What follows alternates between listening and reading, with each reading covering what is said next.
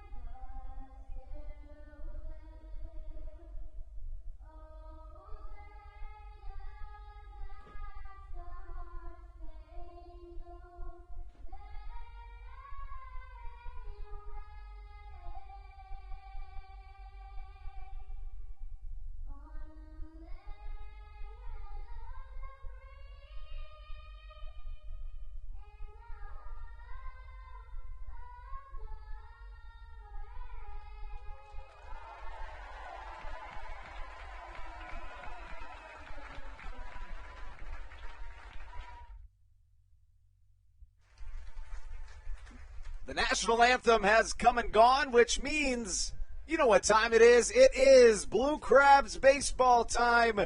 It's the best place to be on a Saturday night. If you're not here in person, you may as well join Steve and myself right here on the Hometown Real Estate Broadcast Network.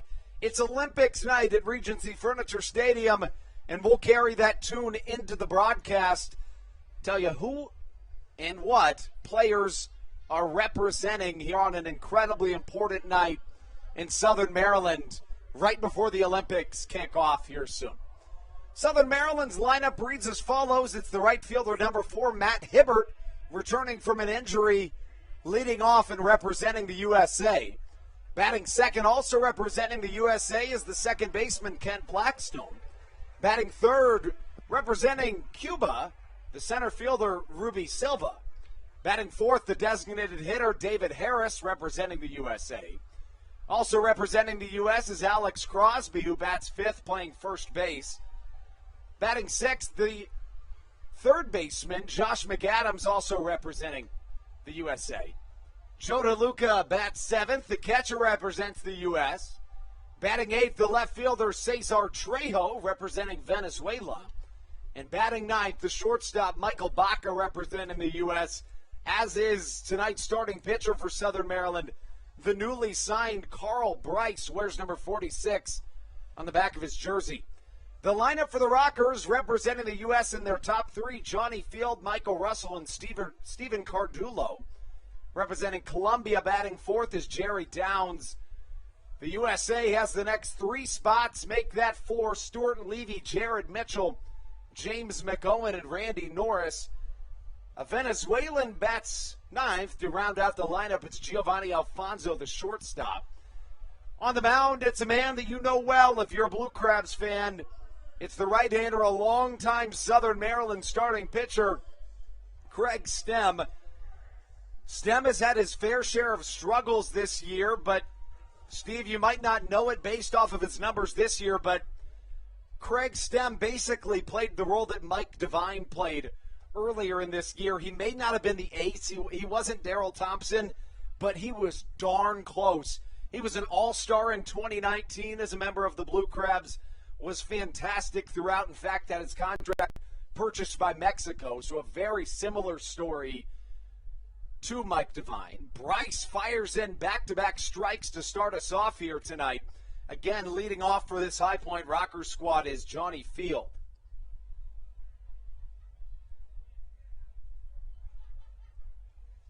The Achilles heel for Carl Bryce throughout his career has been the issues with command. The right-hander has played in the Atlantic League already in this 2021 season. Get you the numbers on that in just one moment. Again, Southern Maryland holding a 25-25 record as opposed to a 26-25 record from the opposing High Point Rockers. Bryce started the season with the Gastonia Honey Hunters. He appeared in 16 games, all in relief. And what about a two-seamer, Steve? Right back into the zone. I talked about the fact that control can sometimes be an issue.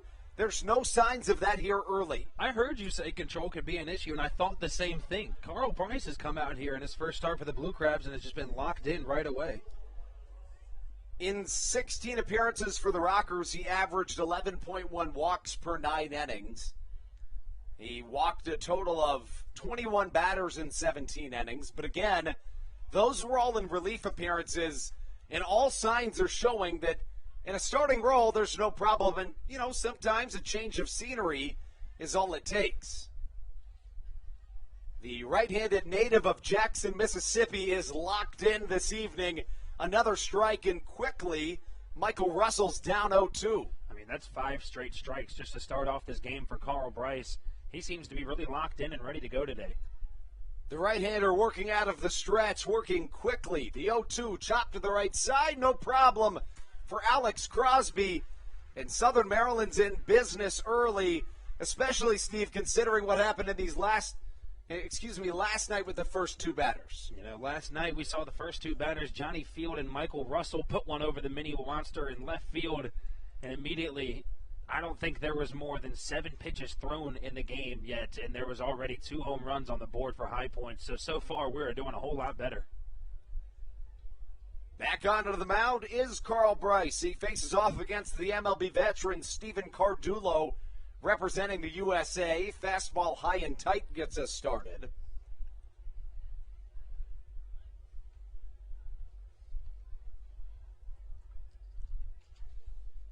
Cardulo played in the MLB in both 2016 and 2017, both as a member of the Colorado Rockies.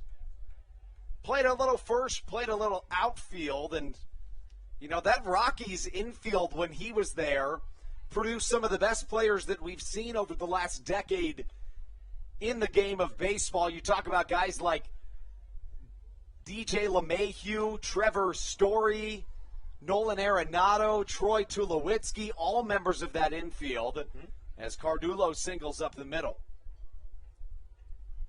There was a guy on Southern Maryland a few years ago, Angelis Nina, that hit over 330 for Southern Maryland. And honestly, if he didn't get stuck in AAA as a second baseman behind LeMahieu and Story and Tulowitzki, he would have made it to the MLB. He hit 300 in back-to-back seasons at the AAA level. So was an incredibly strong infield that they put out. And now Jerry Downs comes to the plate. Last night, Downs was 1 for 5 at the plate. Strike called to start us off. Mentioned last night, Jerry Downs, the brother of one of the top prospects in the game of baseball, Jeter Downs.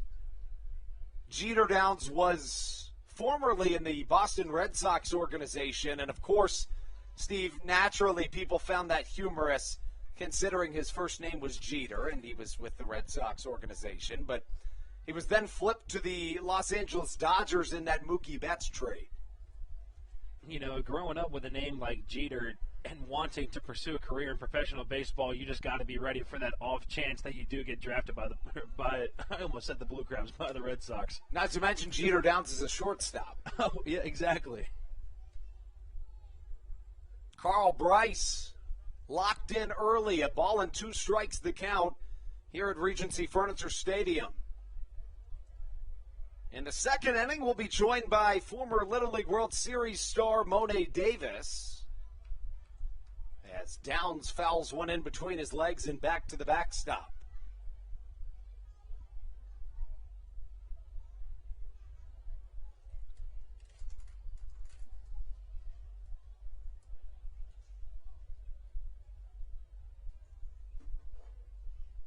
Settling into his first start as a Blue Crab and his first start of this 2021 season, Bryce misses high and away, gives a nod to his backstop, Joe DeLuca, as the count evens at 2 balls and as many strikes. Again, it's Olympics night and library night presented by the Southern Maryland Library Association. Bryce set at the belt, the 2-2. Swing and a miss. How about it, Carl Bryce? That's one way to start your Blue Crabs debut. Did allow a hit in the inning, strands 1, but strikes out 2. When we come back, a scoreless ball game as Matt Hibbert, Kent Blackstone, and Ruby Silva lead us off on the Hometown Real Estate Broadcast Network. Hey Blue Crabs fans, make sure to visit the All-American Steakhouse and Sports Theater at 35 St. Patrick's Drive, right here in Waldorf, for some great food with great friends. Their steaks are fresh, hand-cut, in-house daily, as well as many other fresh seafood, chicken, and beef options. They offer outdoor and indoor dining, available each and every day, along with the same great menu to go if you would like. Please visit them online at www.theallamericansteakhouse.com. That's www.theallamericansteakhouse.com. You can also visit them on Facebook or Instagram. They have daily specials that you just can't pass up. Thank you, Blue Crabs fans. All Pawn is Southern Maryland's premier pawn shop and is the official pawn shop of the Southern Maryland Blue Crabs. Stop by and say hello today. They've been a part of the Southern Maryland community for 18 years. If you need some cash to hold you over, or if you're just doing some spring cleaning and want to clear some stuff out, please bring it by All Pawn and let them make you an offer. If you have broken jewelry or some that you just don't want anymore, please bring it by and they'll pay you more than anyone in the Tri-County area. They're located on 301 in White Plains, just south of DeMar Road. Go Blue Crabs!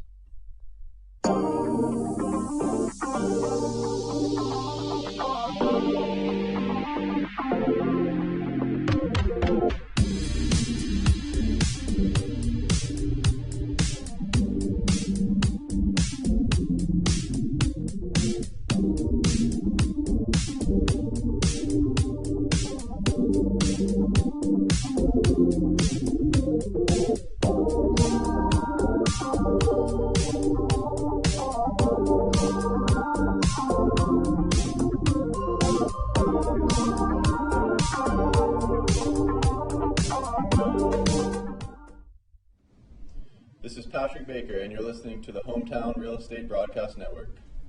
Matt Hibbert leads us off as we take you into the bottom of the first on the Hometown Real Estate Broadcast Network again. facing off against a familiar individual in the form of Craig Stem. Stem spent plenty of time as a member of the Southern Maryland Blue Crabs and was fantastic as a member of the Blue Crabs. As always, wearing number 44 on the back of his jersey. Hibbert to the right side. Back goes Jared Mitchell into the corner, but he played it perfectly. Steve, if he wasn't shifted to the opposite field of the right-handed hitting Hibbert, that drops for extra bases. And, a really surprising shift to see. I don't know if it was intentional or not, but that right fielder of Jared Mitchell was playing a little bit on that line, and I think you're right. If that ball, if he's playing just a little bit closer to center field, I think that one's down for extra bases. Craig Stem this season 1-6 with an 8.64 ERA. He's allowed 52 runs, 48 earned in 50 innings pitched. The whip up at 2.0, but as a member of the Blue Crabs as recently as 2019, he was fantastic. In 12 starts, he held a 2.74 ERA with a 1.2 whip. He was then had his contract purchased by the Mexican Baseball League, but spent tons of time with the Blue Crabs, played from 2016 to 2019 as a member of Southern Maryland. Blackstone hits one to the right side off his former teammate. That's got to drop and does. Oh, did you see the way Jared Mitchell caught that ball behind his back? That was so impressive. Yeah, so nonchalant, yet so impressive. We know the speed of Jared Mitchell. I was expecting him to get to that ball and make the out, but as we saw it again, he was shifted a little bit towards that right side, and he wasn't able to get to it. Blackstone moved to the 9-hole last night, but returned to the 2-hole here today. Ruby Silva comes up to the plate. The left-handed hitting Cuba native has been fantastic since joining Southern Maryland. One of the sweetest swings in all of professional baseball, and he knows Craig Stem quite well. Silva's been with us for 9 games already since coming back to Regency Furniture Stadium. So far this season with us, he's .405 batting at the plate, has 15 hits and just 37 at-bats. This guy just can't seem to get out. Now, Stem, as a member of the Blue Crabs in 2019, was one of 7 Blue Crabs All-Stars. Ruby Silva was selected as an All-Star but opted out. Could be 2 here. Silva tries to run it out and does. It goes down as a fielder's choice as Silva swaps places with Blackstone, recording out number 2. We see the speed a little bit there by Ruby Silva as well as he's able to beat out that fielder's choice. If he hits a ball in the gap, it's almost guaranteed he's definitely going to get to third base on it.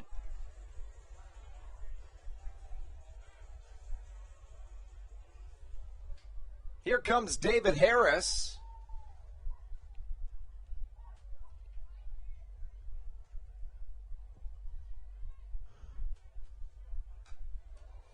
First pitch to Harris. Finds its way into the Roy Rogers backstop padding. Steve, I'm going to pop it up onto the screen because it's worth showing once more. That home run chain last night that you see on the screen right now was debuted for the first time, and guess who hit it? Mr. David Harris. Mr. David Harris, home run to the right side last night. Southern Maryland was no hit through 5 2/3, but there was a play that could have gone either way that was not the first hit of the game in the 3rd inning. Southern Maryland was right there with that first hit, flirting with it. Harris chops one to the left side once more, and will stay at a ball and 2 strikes. Harris, as of recent, despite having that big home run last night, hasn't looked too comfortable at the plate. And his most recent appearances seems to be way out in front of some breaking balls and really just looks uncomfortable with the swing. I would tend to agree. We were wondering a few days ago if he was dealing with any type of injury. Harris chops one to the left side and fouls it yet again. We'll stay at a ball and 2 strikes. David Harris has been the power guy in combination with Josh McAdams this season. Harris originally drafted by the Toronto Blue Jays.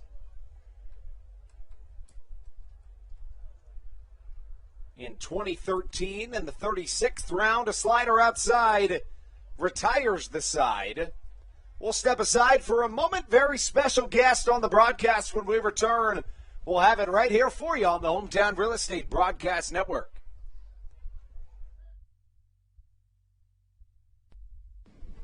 This is Sam Burton, and you're listening to the Hometown Real Estate Broadcast Network. Chick-fil-A of Charles County has been a proud supporter of the Southern Maryland Blue Crabs since their inception in 2008. For years, they have sponsored the Southern Maryland Blue Crabs, America's prisoners of war and missing in action. In between the second inning of each game, there is a moment of silence brought to you by Chick-fil-A. The Southern Maryland Blue Crabs appreciate and respect not only Chick-fil-A, but all of those that have served our great country. The seat that they sponsor was made possible by Chick-fil-A of Charles County. Thank you so much, and visit any of your Charles County Chick-fil-A locations today. The Charles County Department of Health encourages you to get the COVID-19 vaccination today. You can get it all over Southern Maryland or no matter where you are across the United States. Vaccinations are offered right here at Regency Furniture Stadium with no appointment needed. Charles County Department of Health and the Southern Maryland Blue Crabs urge you to take one for the team and get the vaccine.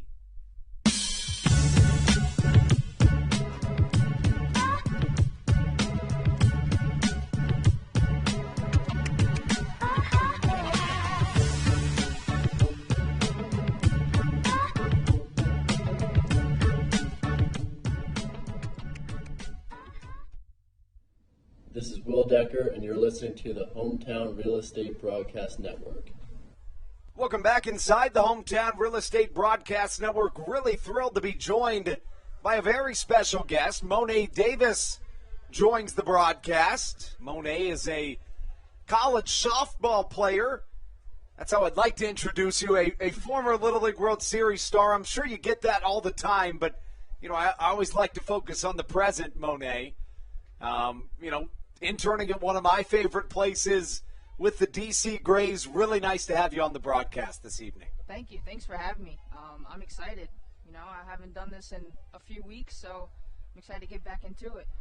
So let's start right there. Let's kind of pick up where, some people may not know what you're up to these days. Of course, broadcasting is one of the next steps in your future per our conversation earlier. Is that correct? Yes, that is correct. So I'm still in school. I'm at Hampton University playing softball, like you said.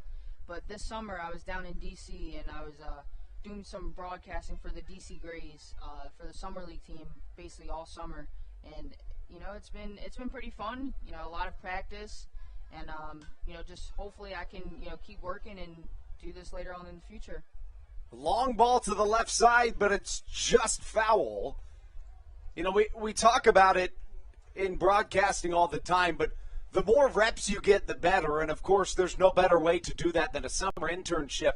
Talk about some of the experiences that you've learned in your time with the D.C. Grays, and have you had a good summer to this point? Yeah, I've had a very good summer. I got to meet a bunch of new, players around the area, even from different parts of the country, just talking to them and, making some new friends, but also just,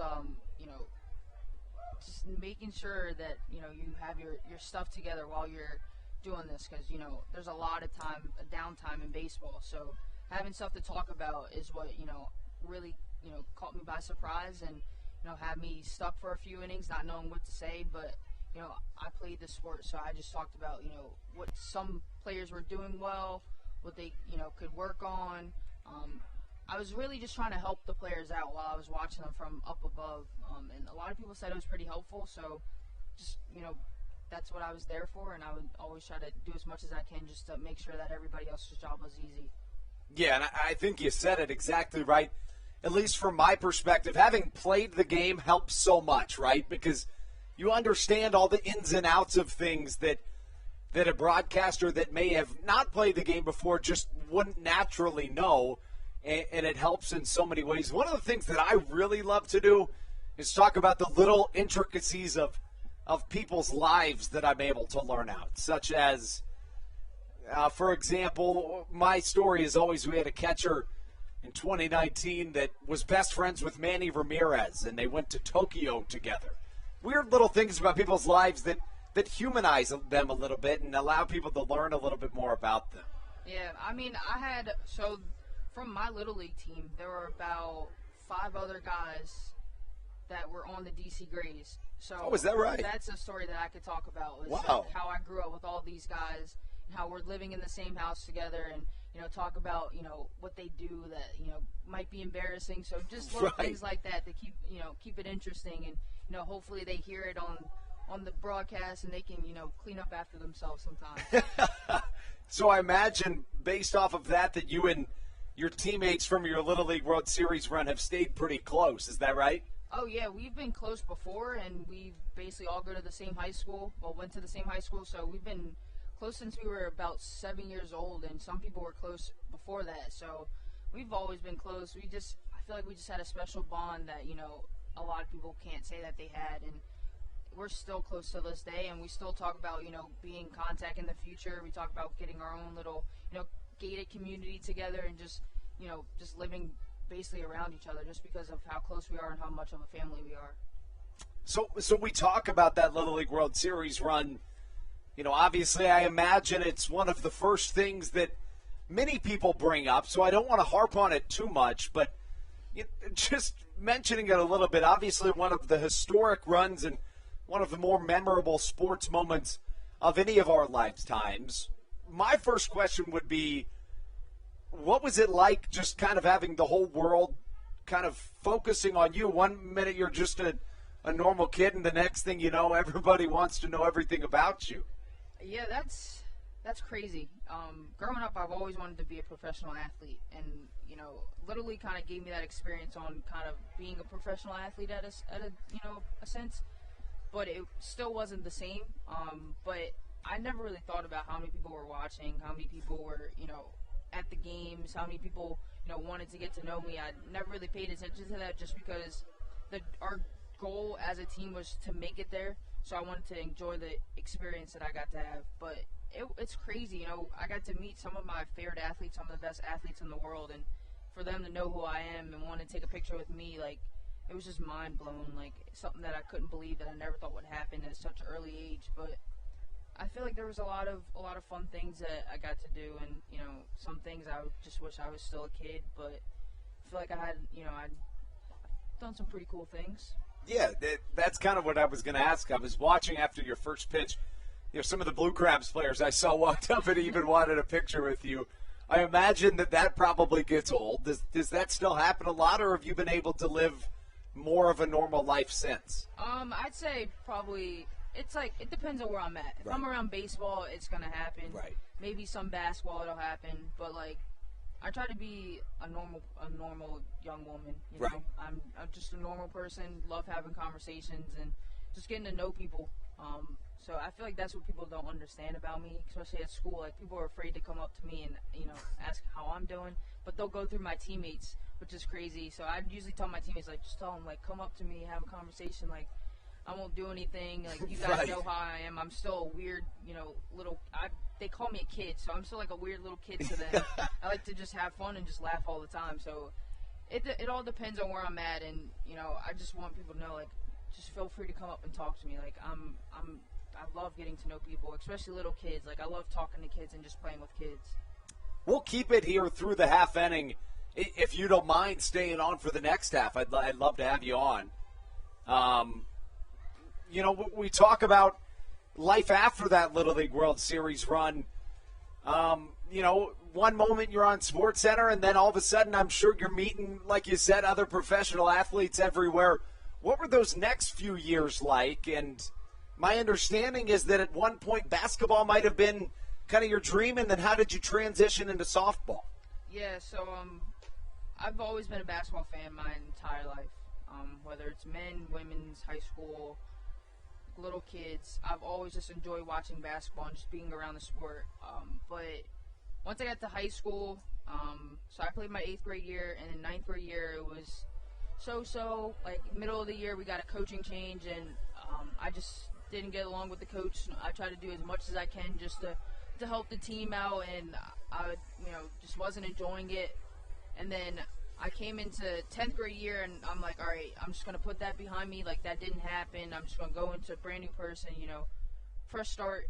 And basically the same thing happened, and I just decided that, before the season really kicked off, like, that I didn't want to play basketball anymore for school. And it was tough. I, didn't know how to tell, my friends, my family, my coaches, like, that I didn't want to play. But, things just happened, and it turned out that it wasn't just me that was feeling the same way about the coach, but, everyone else on the team kind of had the same idea of what was going on. So I kind of just fell out of the love of it, and some of my best friends were like, why don't you just, come try some softball? And I tried softball, and I just loved it. Like, it was just such a fun sport, and it was something that I knew that I had a lot to learn on, and that it would challenge me in college. So I decided I wanted to play in college. So at what age, I imagine, and maybe this is just my assumption and my hope, but did you still have the opportunity to play baseball in high school? And if not, I think that's a shame. But yeah, so I actually played my freshman year. Okay. I was on JV, and I didn't pitch that much. I didn't understand why I didn't pitch that much. I just wanted to pitch. Like, I was telling the coach, like, I might not throw hard, but I can throw strikes. Like, that's what we need is throw strikes. I'll trust my defense. And I would pitch like an inning here and there. He put me in the second base a few times, which is cool. But I just was like, if you don't trust me, there's no point in me continuing on playing. Right. Like, I just don't want to do it. But I did get to throw a complete game. I think I only gave up 2 runs. And I think that's changed his mind on maybe I should have given her more chances than this. But it was towards the end of the season, and I still think he's a great coach. I talk to him all the time. I see him all the time. But I just couldn't enjoy it. But I also traveled outside of high school. Right. So it's not like I was done completely, but it was just for school. I just didn't want to play. There were so many kids, so I was like, why not just go to softball? I want to hit as well, so. Got to go hit over there and play some shortstop. So that raises a good question in that, you wanted to hit and you wanted to pitch. Do you think the game of baseball should shift into embracing people like Shohei Ohtani or like the man that just batted, Josh McAdams, who does a lot of hitting and pitching? I mean, I think it's cool. I don't know why not, right? Take away the DH spot, but I mean, if you got more people like Shohei, he's like a crazy talented player. He's so fun to watch. Like, incredible. Like, you don't see a leadoff hitter in the All-Star game pitching in the starting pitcher. Like, it's very rare. But I think it'd be pretty cool, to see more two-way players. I feel like everyone was a two-way player growing up, so I feel like it should still be that way, and I think it'll help a lot of teams out as well. So what position do you play in softball? So I played second base when I was on campus. So I think I might be moving over to short. That's the goal. That's what you want to do? Yeah, that's why I played all of high school. That's why I feel the most comfortable. But wherever the coach wants to put me, I'm fine with it. I feel like I've played every position on the field that no matter where I get put, that I'll be able to help the team out. So you touched on hitting. Obviously, one of the best parts, and even though you're not pitching anymore, one of my favorite parts about softball, even though I played baseball, I like softball because it's much more fast-paced. You touched on it earlier in that, especially in broadcasting baseball, it's a slower-moving game, and you don't necessarily realize that until you move to the booth, and when you're on the field, things are moving fast. But, in the game of softball, what has that transition been like, and how similar have you found the games to be? It's been fun. Since I grew up playing baseball, there's not much cheering in baseball, as many people can see. So being able to hear all the girls cheering and then them trying to get me to cheer, and I just couldn't cave to it. But you can tell. Have you yet? No, I will not do any. No cheering for me. But you can just tell the girls just have so much fun out there, and I like to have fun when I'm playing. I never like to be too serious. So seeing all my teammates just laughing and having fun, and even the coaches would be laughing with us, that's just something that you really only find in softball. And there's so much going on, and so it's just all the energy is just above the roof. It's just something that you can't really compare another sport to it. But as you said, it is a very fast-paced game. pretty sure we got done games in like an hour and a half, maybe less than that, just because of, balls just being put into play. It's so many strikes being thrown. There's not much time between pitches. But it's been so fun. I feel like I got lucky with such a great team that I was blessed with at Hampton. So I'm excited to just get back out there with everyone and just to play. It's been so long, and just being reunited with all the girls that I kind of built a strong bond with over a few months. Like it's been draining, but I'm excited to get back.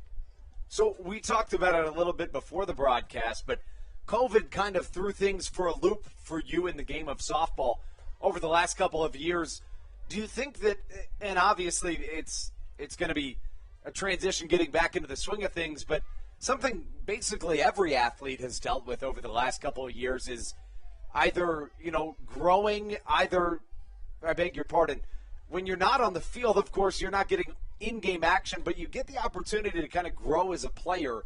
What do you think it's going to be like getting back out onto the field after a few years? I feel like it's gonna be a little challenging at first, just because so not used to seeing live pitching and just being around the team. But we have 2 new classes that we got to get to know, so we got to get some team bonding in as quickly as possible. And I think I don't know. I just think it'll be an interesting experience. I was just hanging out with 2 of my teammates yesterday and just telling like how weird it's gonna be, and we're getting a new coach, so that's going to be difficult as well.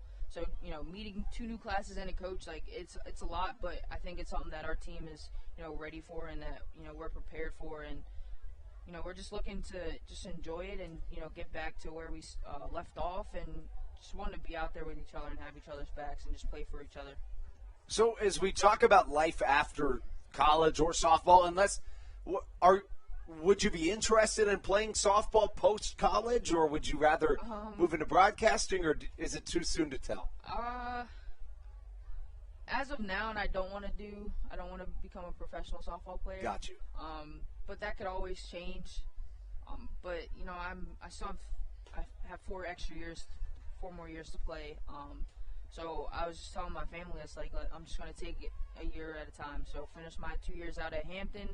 And then, whatever I want to do, wherever I want to go, I still have those extra 2 years if I want to play. So I just go day by day. My mind changes all the time. So I'm looking forward to, hopping in the booth, but also, I want to do some coaching as well.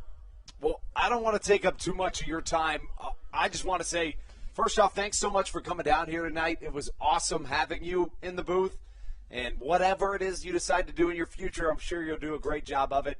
And good luck in the future. I very much appreciate your time tonight. Thank you. Thanks for having me. I mean, I wasn't expecting anything crazy, but this was cool and a great turnout and, great theme for the day. So, I was excited to come, and hopefully I can get back to some more games, if I'm ever in the area. But, hopefully this season goes well for you guys, and good luck up here in the booth as well. Thanks so much. And you too, anytime you're in the area, you just let us know, and you can hop up here anytime.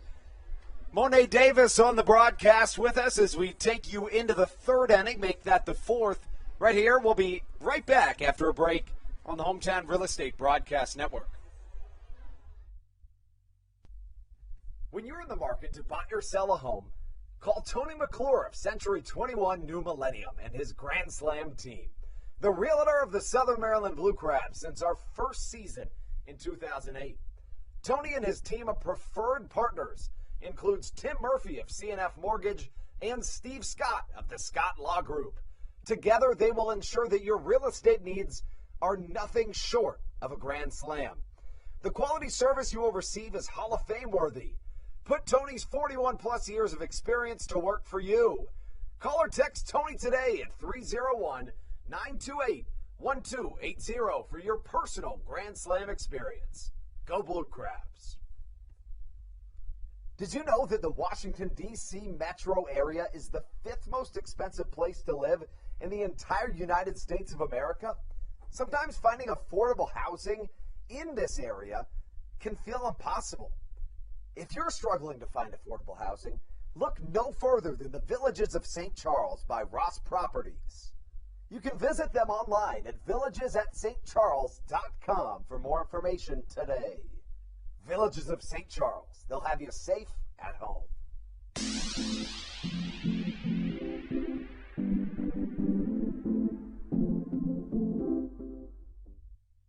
This is Matt Latos, and you're listening to the Hometown Real Estate Broadcast Network.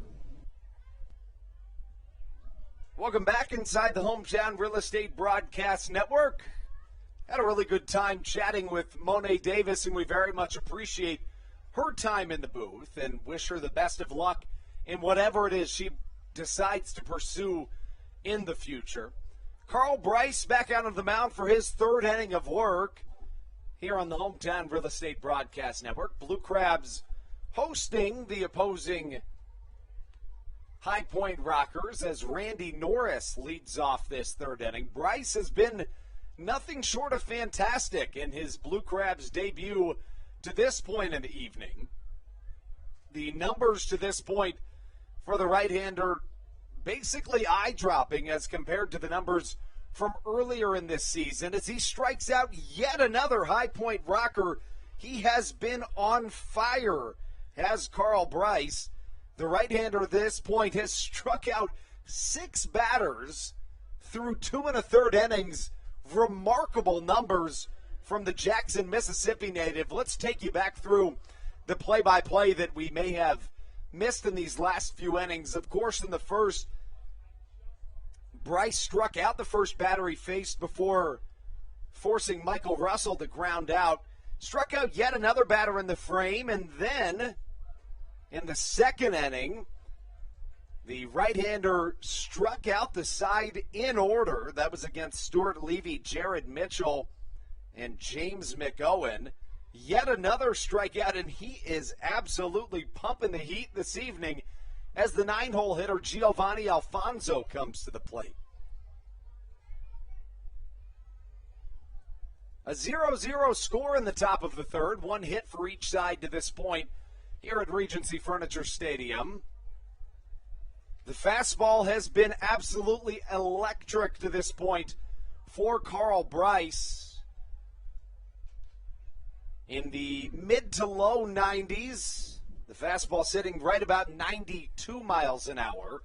Craig Stem pumping at 95 to this point. But, Steve, we were just talking about it. Carl Bryce has been nothing short of fantastic to this point.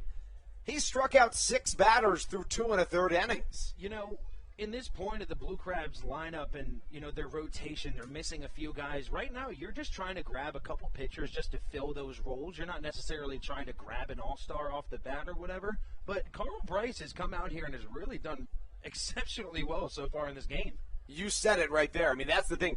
You're just looking for somebody to give you some innings. Carl Bryce has done that and then so much more. He has been incredible to this point in his Blue Crabs debut. Again, the right-hander hadn't started a game all season. In the past, he certainly had. Only a few times in the Atlantic League, however. He did so as a member of the York Revolution in 2018 as, guess what, Stevie? What? Another strikeout. Make it 7 for the right-hander. He is on fire. Through the first time of the Rockers' order, he strikes out 7 of the 9 batters.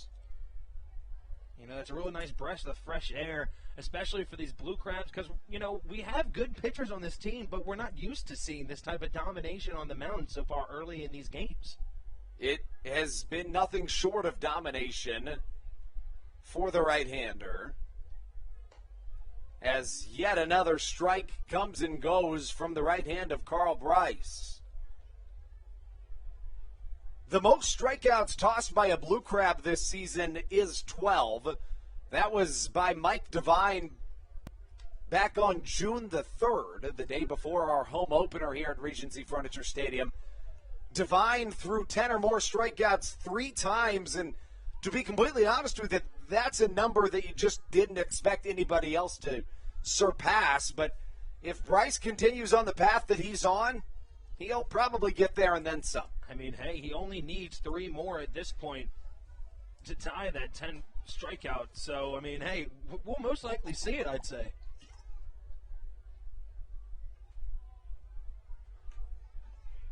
And a 2-1 counts the leadoff batter of Johnny Field as he fell victim to a Carl Bryce strikeout to lead off this game back in the top of the first inning.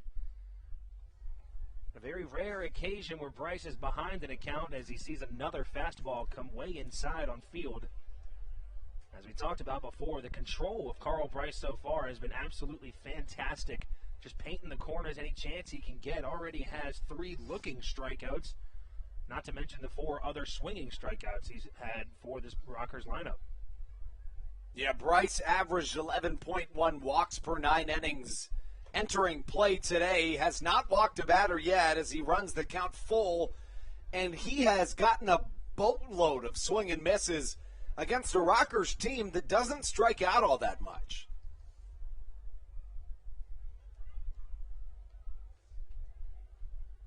As Rockers hitting so far this season, just 50 strikeouts compared to Blue Crabs 366.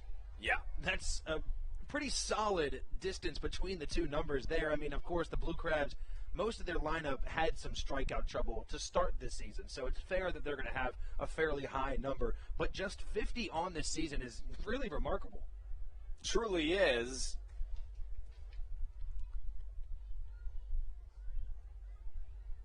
Right on right matchup. Fastball down the middle. See you later.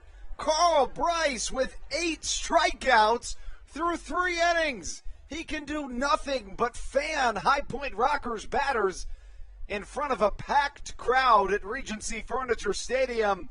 How about a light show from the right-handed newcomer, Carl Bryce? We take you into the bottom of the 3rd. And how about no strikeouts offensively for Southern Maryland when we return on the Hometown Real Estate Broadcast Network?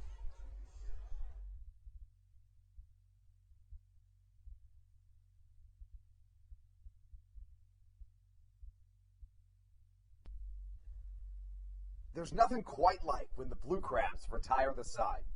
At Wealth Management Partners, they're on your side for your retirement planning needs. It's never too early to start planning your retirement. Talk to the experienced financial advisors of Wealth Management Partners located right here in Waldorf. Call them today at 301-885-0955. Again, Wealth Management Partners. Call them today at 301-885-0955. Weiss Markets is a proud sponsor of the Southern Maryland Blue Crabs and has been since their inaugural season in 2008. Weiss Markets also presents one of the Blue Crabs' best and most famous promotions every single year. Kids can get in free to every single Blue Crabs game of every single year simply by wearing a jersey, thanks to Weiss Markets. Weiss Markets can help you with all of your game day needs for a great price. Stop in at your local Weiss today. Eat better, spend less. That's wise. Weiss Markets is a proud sponsor of the Southern Maryland Blue Crabs.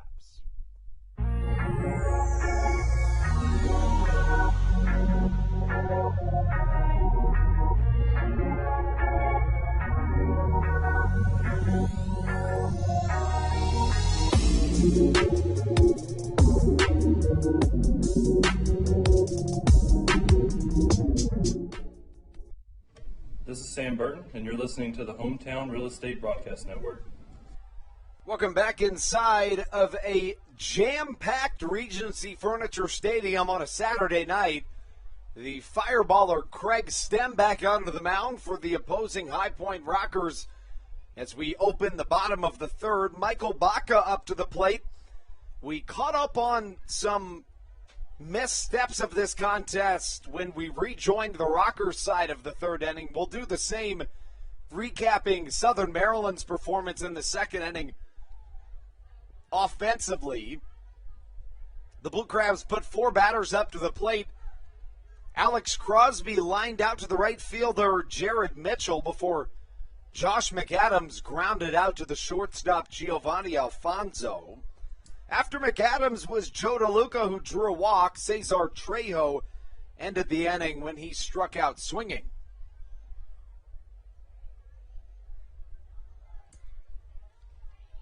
So here to open up the bottom of the 3rd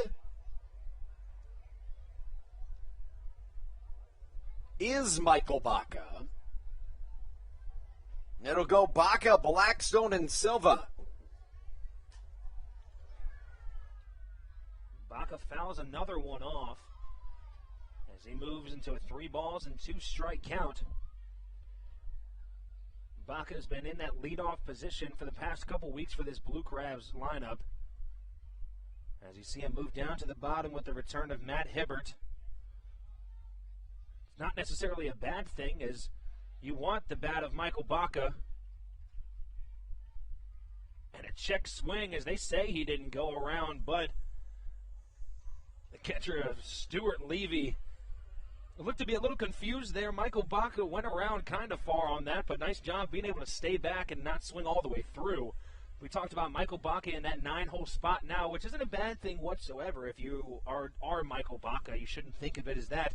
It's just that they want you in that spot because that just brings up the leadoff batter right afterwards. Me and Andrew talk about it a lot. You want them to be able to turn over that lineup, and that's exactly what Michael Baca just did, being able to draw that full count walk, and now the Blue Crabs have a runner on with nobody out. That brings up Matt Hibbert. He squares to bunt and then pulls away, but breaking ball called a strike. It was up in the zone, but he starts with an 0-1 count. Not surprised to see a bunt attempt there. A lot of speed with Baca and Hibbert. Steven Cardulo playing at just about the baseline over there at third, as Hibbert tried to push it over to the right side, but that one goes foul, and quickly he's in an 0-2 hole.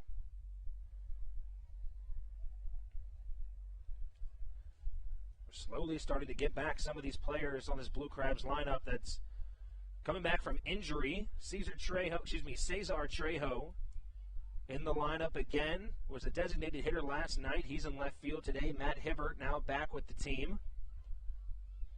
As the 0-2 pitch to Hibbert, breaking ball, that one's low and away in the dirt. As the count moves to 1-2. Still awaiting the return of Zach Collier. He was the starting center fielder for this Blue Crabs team. Was the leadoff batter for a while, was the number 9 batter for a while, and ended up fitting perfectly right in that 3-hole spot that Ruby Silva currently takes place in. It's going to be exciting to see what Stan Clyburn can do. Me and Andrew talked. It's kind of an awesome problem to have when you have so many guys on the team that can produce at the plate. You don't really know who is your best 9 to start at the moment. And maybe there's a situation in which Stan Clyburn has no decision other than forcing some outfielders to try to play some infield if they've played before. We talked about Ruby Silva last night as Baca tries to swipe second but didn't get a good jump on it.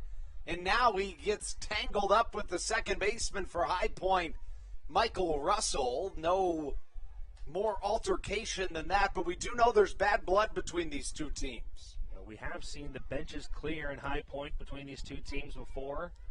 We are excited to see an interesting series of baseball this weekend. We've seen it so far. Last night, despite the Blue Crabs' loss, was a very exciting game to watch. Clawing and scratching all the way up until the very last out were this Blue Crabs team. We should see another fun day of baseball ahead of us today. Stuart Levy throws out Michael Baca and now catches strike 3 looking against Matt Hibbert. Back-to-back outs in 2 pitches put Southern Maryland down to their final out of this first third of a ball game in front of a packed crowd at Regency Furniture Stadium. As soon as that pitch came through the strike zone, Matt Hibbert knew it. He kind of turned away, shook his head, saying, man, I should have swung at that one. That's all you really can do as a hitter. If you let a good pitch go by, you just got to shake it off and go to the next one. Giving you a look at our crowd here tonight at Regency Furniture Stadium. Again, a packed house. Do you have a guess on the amount of people in the crowd here tonight, Steve? I'm going to say... As a fly ball goes to the right side. Does it get out of here? I think they called it a foul ball, and they did. Blackstone certainly didn't think so, but our first base umpire will call him back. I thought that was a home run right away. The first base umpire kind of delayed a little bit. That one I don't think could have been any closer to wrapping around that foul pole. Blackstone against his former teammate Craig Stem, as Blackstone tries to wear that home run chain for the first time this season. Blackstone representing Team USA in our Olympics night, but if Great Britain would have qualified for the Olympics in baseball, not just Blackstone, but also Alex Crosby would have played for Team Great Britain in this year's Olympics. Now, both of them have loose connections. I say loose. Ken Blackstone's mom is from Great Britain, so that's how he gets the ability to play for Great Britain. That was my question when I just looked at you questioning that, because I knew Crosby had played for the Great Britain team before. I just didn't know if Blackstone had as well. No.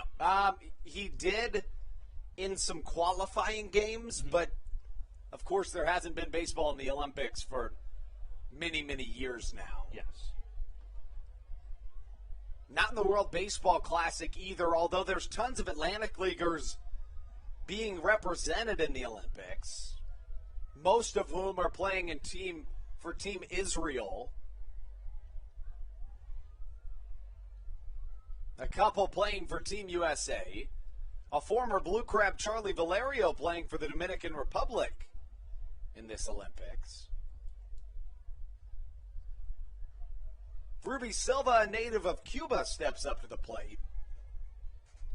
And while Craig Stem has only allowed one base hit, he's allowed 4 individuals to reach base, 2 right here in this inning.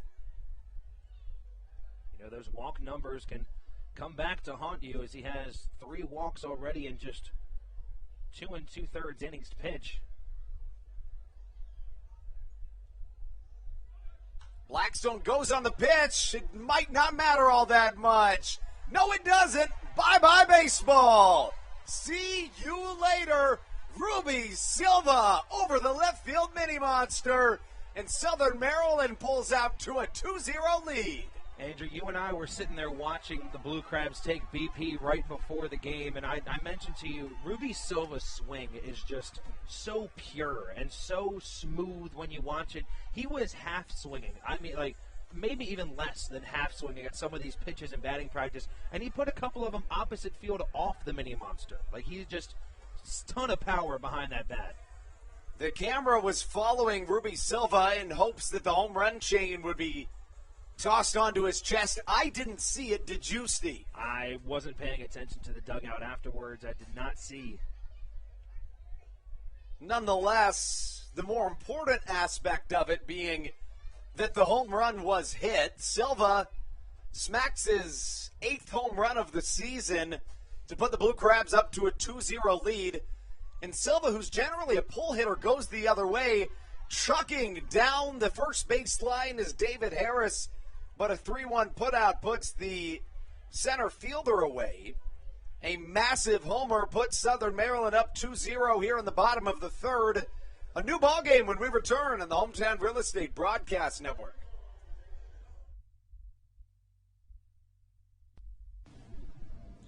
This is Carlos Diaz, and you are listening to the Hometown Real Estate Broadcast Network. Good. American Radiology is the clear choice for all of your medical imaging needs. With locations in Charles and Calvert counties, they offer a full range of imaging services. Some of their latest innovations included 3D mammography and wide-open MRIs for our claustrophobic patients. For your convenience, they even offer extended weekday hours and Saturdays. For more information or to schedule an appointment, visit their website at AmericanRadiology.com. When you're in the market to buy or sell a home, call Tony McClure of Century 21 New Millennium and his Grand Slam team, the realtor of the Southern Maryland Blue Crabs since our first season in 2008. Tony and his team of preferred partners includes Tim Murphy of CNF Mortgage and Steve Scott of the Scott Law Group.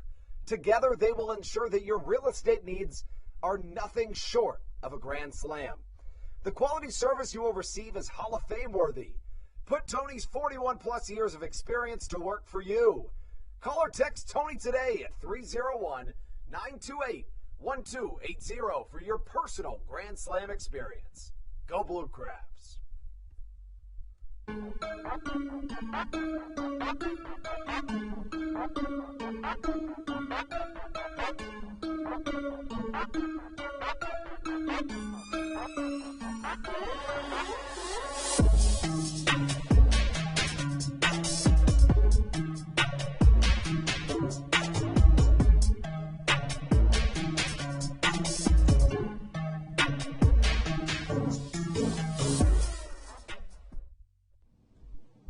This is David Harris, and you're listening to the Hometown Real Estate Broadcast Network. Carl Bryce back on the mound for the Southern Maryland Blue Crabs to start off the top of the fourth inning. And so far this game, he has been just on a tear. He's faced 9 batters already in this game, has struck out 8 of them in just 3 total innings of work. Carl Bryce really seems locked in there on the mound as he starts off. Michael Russell, the second baseman, with a 1-1 count. Russell sends that one high down the right field line, but that one tails foul and out of play as he runs into a 1-2 count to start off the top of the fourth inning. You know, we talked about it. Bryce, a guy that had struggled a little bit with control to start this 2021 season, but the strikeout numbers are there right now. That one's ripped out to the left center gap. Cesar Trejo running after it. But Ruby Silva camped under it in shallow center field for the first out of the inning.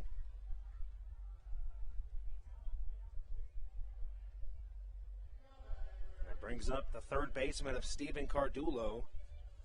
He's 1 for 1 on the day so far. The only hit for the Rockers came back in the first inning. It was a 2-out single. Cardulo yesterday 1 for 4 with one of those 5 RBIs for this Rockers team. There's a first pitch fastball from Bryce is high and upstairs for ball 1. Interestingly, that pop out to center by Russell is the first time since the first inning, the third out of the first inning, that a Rocker hasn't been retired via the strikeout. We can't say enough about it. Carl Bryce just absolutely locked in on the mound despite having a 2-0 count right now. No sweat off my back with Carl Bryce on the mound so far this day.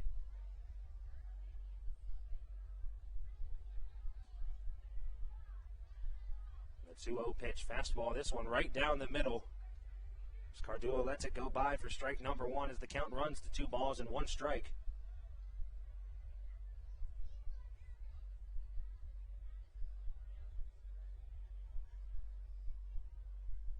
The 2-1 count pitch from Bryce.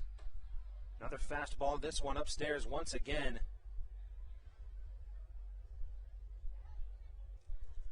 Now for the first time in this game, Carl Bryce is in some walk trouble, as he's close to walking his first batter of the game after 3 full innings.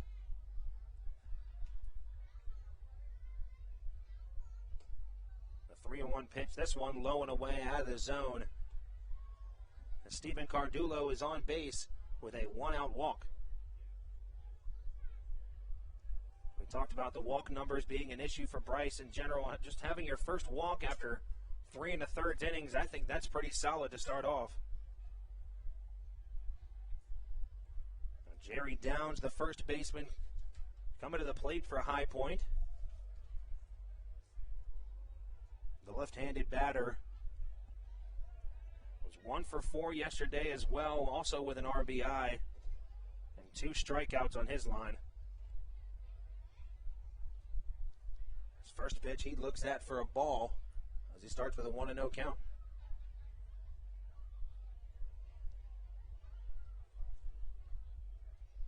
High Point looking for their second hit of this game. Blue Crabs with 2 hits as well and just as many runs.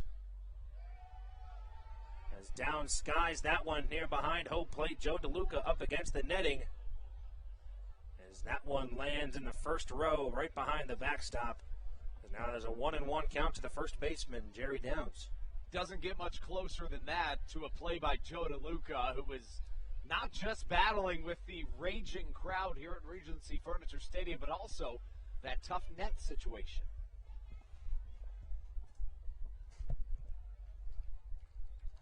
1-1 the count to the first baseman, Downs. Blue Crab fans behind Carl Bryce so far this game. As that one runs way inside. Looked like it hit off of his foot, and it did. As now back-to-back walks with one out to start off the top of the fourth inning as a runner in scoring position for High Point.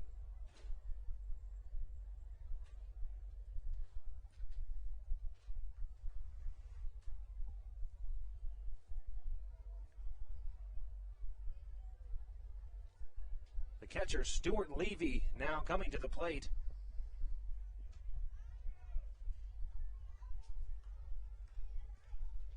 Levy, the right-hander from Little Rock, Arkansas. Was a part of the Orioles organization. Went to Arkansas State University as he looks at a first pitch strike. Now, this is where we find out what Bryce is really made of course, right? It's been smooth sailing for the right-hander to this point. This obviously his first struggle of the night. That's the first time he's ever had somebody in scoring position so far this game. And he looks to be staying locked in on the mound as now Stuart Levy with an 0-2 count with one away. Levy, another strikeout victim for Bryce in his first at-bat to lead off the second inning. Bryce requests the signs one more time from his catcher, Joe DeLuca. The 0-2 pitch from Bryce. Fastball high and in. Looked like Levy was thinking about swinging at it, but good decision to lay off as he now has a 1-2 count. It seems like when Bryce misses, he misses high, but I think that pitch was intentional. A really good 0-2, trying to lock up Stuart Levy on a pitch that looked enticing, but was virtually unhittable. The 2-2 pitch, this one grounded up the middle. Blackstone fields it over to Baca at second. Quick turn! And throw to Alex Crosby for a double play to end the top of the fourth inning. First stressful situation for Carl Bryce, and he gets out of it with ease. As we head into the bottom of the fourth inning, your Blue Crabs still leading the visiting High Point Rockers 2-0. We'll be right back with more for you guys on the Hometown Real Estate Broadcast Network. This is Sam Burton, and you're listening to the Hometown Real Estate Broadcast Network. Chick-fil-A of Charles County has been a proud supporter of the Southern Maryland Blue Crabs since their inception in 2008. For years, they have sponsored the Southern Maryland Blue Crabs, America's prisoners of war and missing in action. In between the second inning of each game, there was a moment of silence brought to you by Chick-fil-A. The Southern Maryland Blue Crabs appreciate and respect not only Chick-fil-A, but all of those that have served our great country. The seat that they sponsor was made possible by Chick-fil-A of Charles County. Thank you so much, and visit any of your Charles County Chick-fil-A locations today. The Charles County Department of Health encourages you to get the COVID-19 vaccination today.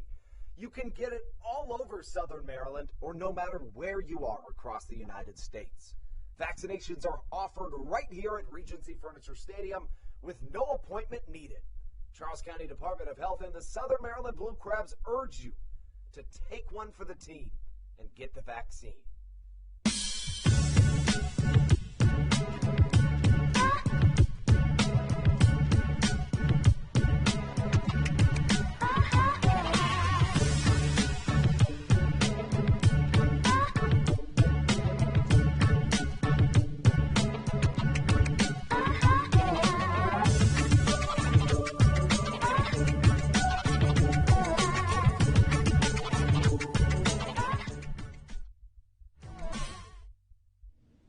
This is Will Decker, and you're listening to the Hometown Real Estate Broadcast Network. 2-0 our score here at Regency Furniture Stadium. The first baseman, Alex Crosby, leading things off for the Blue Crabs as they have a 2-0 lead after a big 2-run home run over the mini monster in left field by Ruby Silva last inning. As he looks at a first pitch strike to start off the at-bat.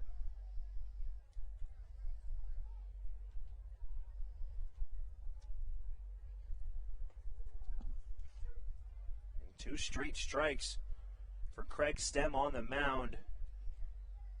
As we said, we'll see some low to mid-90s coming for him, which may be a little bit faster than this Blue Crabs lineup is expecting, or used to, should I say. And third pitch swinging as he reaches down and golfs at that one and sends it high and deep, but foul down the right field line as we stay at no balls and 2 strikes.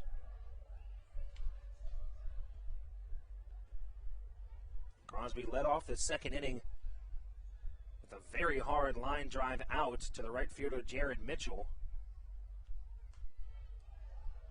Crosby stays alive once again with another foul ball as we stay at 0-2. As we've seen Mitchell make a few good plays so far in right field, as he took an extra base hit away from Matt Hibbert to start off the game. A breaking ball out in the outer half. That one misses the zone for ball 1. Now the count runs at 1-2. On deck is Josh McAdams. Following him is Joe DeLuca, who's behind the plate today. And a change up from Stem and a big swing from Alex Crosby as he is struck out to start off the bottom of the 4th inning.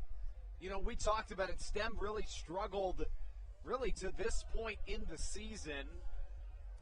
He's a guy that over the course of his career pitched much better when he was at Regency Furniture Stadium as opposed to the road in his 4 years with the Blue Crabs, and certainly showing signs of that even as a member of the opposing High Point Rockers. Very solid on the mound. I think you can say really just one mistake, and that was the home run given up to Ruby Silva.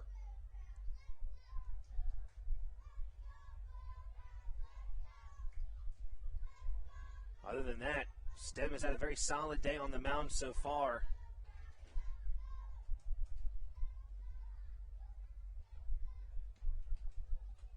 There's a 0-1 count to the third baseman, McAdams. As he's early on a changeup, it looked like, but he's able to foul that one off.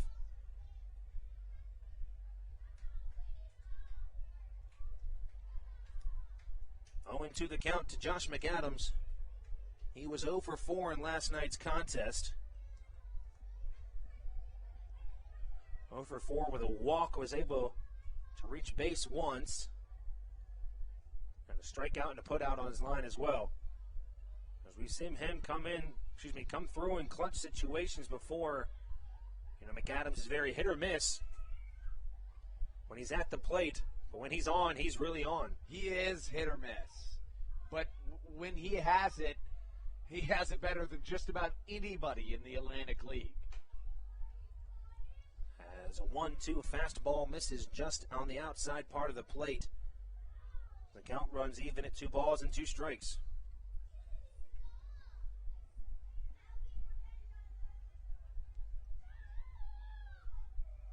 Excuse me, that was only the first ball thrown as we're at a 1-2 count. Another breaking ball, and now we're at 2 balls and 2 strikes as that one just misses the zone once again.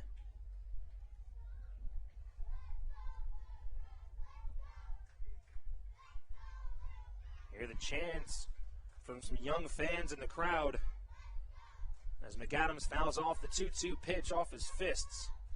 Sends that one to the left side.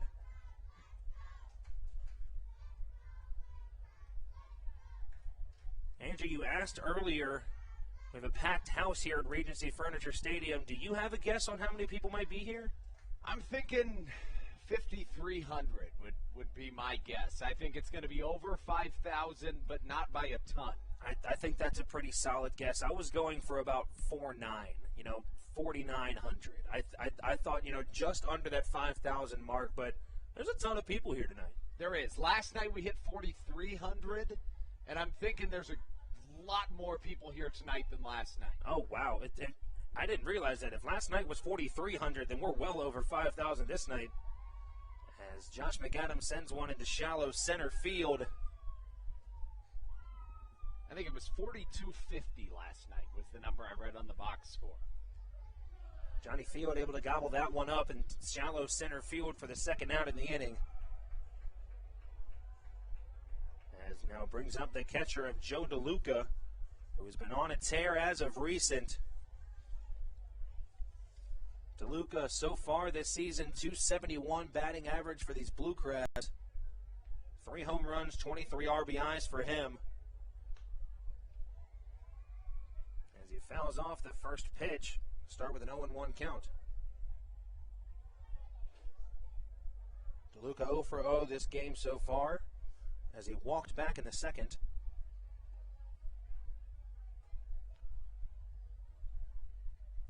Third baseline wide open. Stephen Cardulo shifting over to the right a little bit. We've seen Joe DeLuca put down a bunt a time or two, but he doesn't need to if he can do that every time, as he bloops a single in the shallow center field as he's on base with 2 away in the bottom of the 4th inning.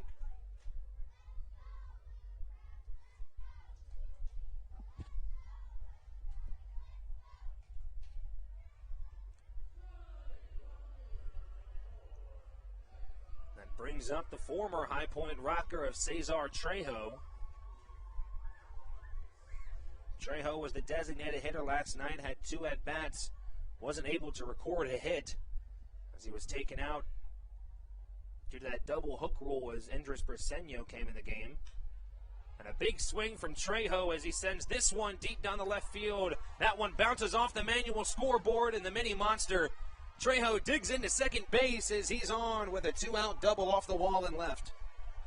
And Trejo showing his swag out at second base, putting both hands on the helmet, flashing the 2, and everybody from the bullpen to the dugout loves the energy that Trejo brings. You know, the energy of Trejo, David Harris, even Ruby Silva at times. You know, some of these guys, they just bring the morale up in the dugout. They're always guys you want to have on your team, especially when they can do things like that on the baseball field. Trejo has been a huge addition to this Blue Crabs team. And, you know, I've been saying that since day one. I know you've known it, but I don't think most people realize it because he's been injured and he hasn't played at home outside of last night and pinch hitting the night before. Now, I mean, I'm going to be honest with you. I didn't hear of him until we had signed him, and I took the initiative to, you know, look him up a little bit, try to figure out some more information on the guy, and I was excited to see him come in. He seems like a very solid ball player, and he showed us that so far. Yeah, and you mentioned the charismatic nature that he brings in. Stevie, tell us a little bit about the conversation that you had with him. I have yet to have a conversation with.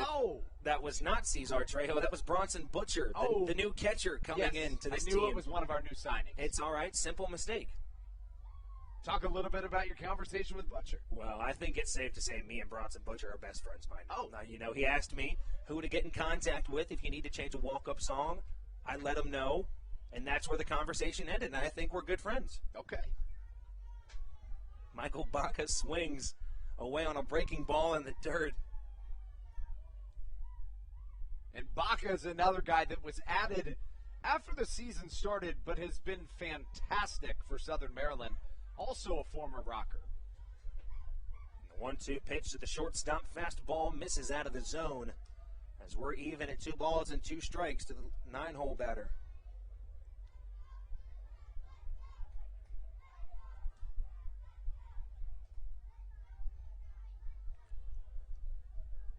Baca almost put one out of here. Hit one off the very top of that mini monster in left field as he laces one out to left field. Joe DeLuca's going to come in to score. Cesar Trejo trucking around. There's going to be a play at the plate. Wasn't able to beat the tag. Looked like he got his foot almost under that tag. But nonetheless, 1 run comes across off the Michael Baca RBI single. The Blue Crabs now have a 3-0 lead heading into the top of the 5th inning. We'll be right back with more action for you guys on the Hometown Real Estate Broadcast Network. This is Daryl Thompson, and you're listening to the Hometown Real Estate Broadcast Network. Chick-fil-A of Charles County has been a proud supporter of the Southern Maryland Blue Crabs since their inception in 2008. For years, they have sponsored the Southern Maryland Blue Crabs, America's prisoners of war and missing in action. In between the second inning of each game, there is a moment of silence brought to you by Chick-fil-A. The Southern Maryland Blue Crabs appreciate and respect not only Chick-fil-A, but all of those that have served our great country. The seat that they sponsor was made possible by Chick-fil-A of Charles County. Thank you so much, and visit any of your Charles County Chick-fil-A locations today. Through October of 2021, COVID-19 vaccinations are offered right here at Regency Furniture Stadium. No appointment necessary. Just swing on by and get your COVID-19 vaccination today. Take one for the team, Southern Maryland. Get the vaccine.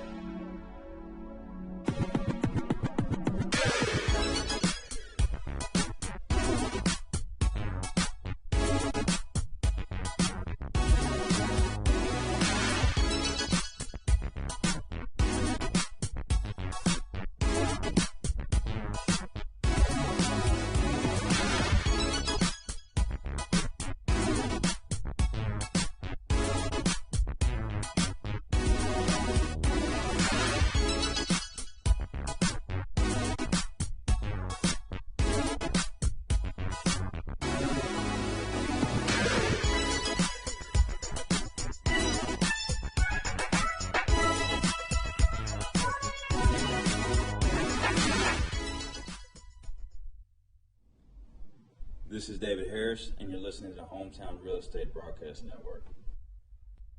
Jared Mitchell, the right fielder, start things off for High Point here in the top of the fifth inning, as the Blue Crabs were able to put one more run on the board off of a Michael Baca base hit. But Cesar Trejo was thrown out at home plate by the left fielder McGowan on the throw for the third out of the inning. As Mitchell looks at two straight balls from Carl Bryce, the man on the mound, he starts with a 2-0 count.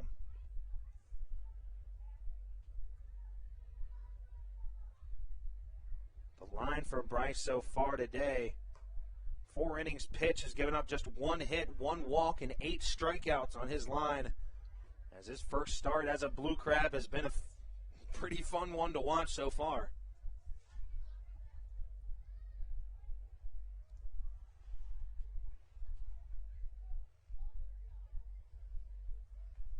A 3-0 pitch.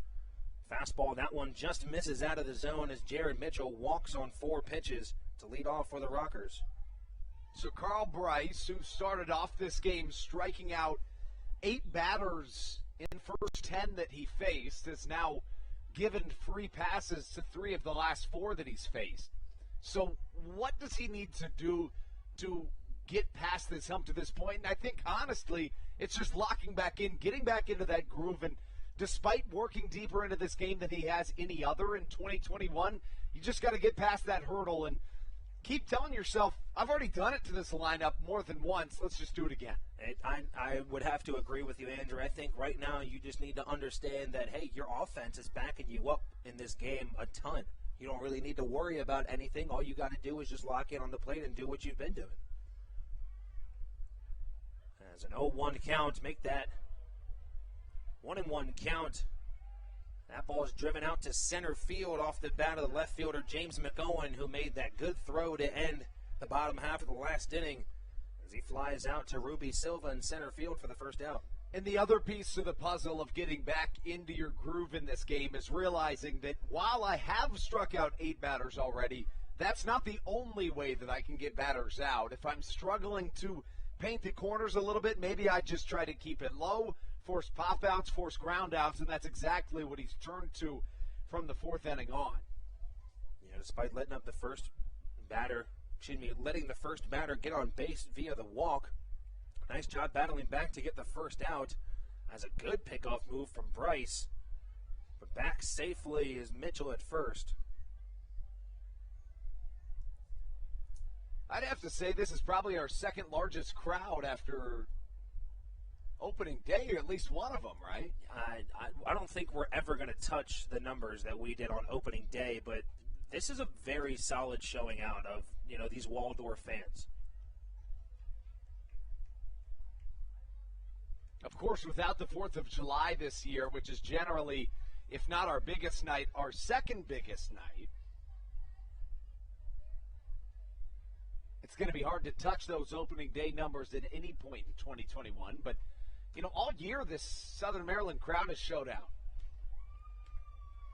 And that one popped out to the right side. Harris on the run for it, but unable to get to it. Is now Randy Norris, the designated hitter, is looking at a 1-1 count with one away. Norris, the designated hitter, 0 for 1 on the day, another one of Bryce's strikeout victims. Oh, excuse me, Matt Hibbert over in right field today for the Blue Crabs. I'm used to David Harris out there. I'm excited to see Matt Hibbert back out on the field. You know, and I do want to talk a little bit more about what we think Stan Clyburn's going to do, because you imagine Pisano, who was injured for about a week, is getting the night off because he's played the last 3 nights. But, I mean, Pisano hits over 300, so does Hibbert. Harris has the second most home runs on this team. Trejo hits over 300. Collier hits over 300. I mean, that's 5 guys in that position that are really, really solid bats. And again, a good problem for Stan Clyburn to have, but any kind of problem is one that needs to be solved. It'll be really interesting to see what moves he makes.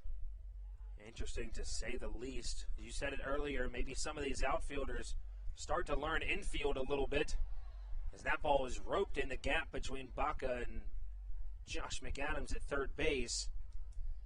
As Randy Norris is on with a 1-out base hit, and now there's 2 away and a runner in scoring position for High Point. That's just the second hit of the night for this Rockers squad. And their first since the first inning. Second hit given up by Carl Bryce, who's been fantastic on the mound so far.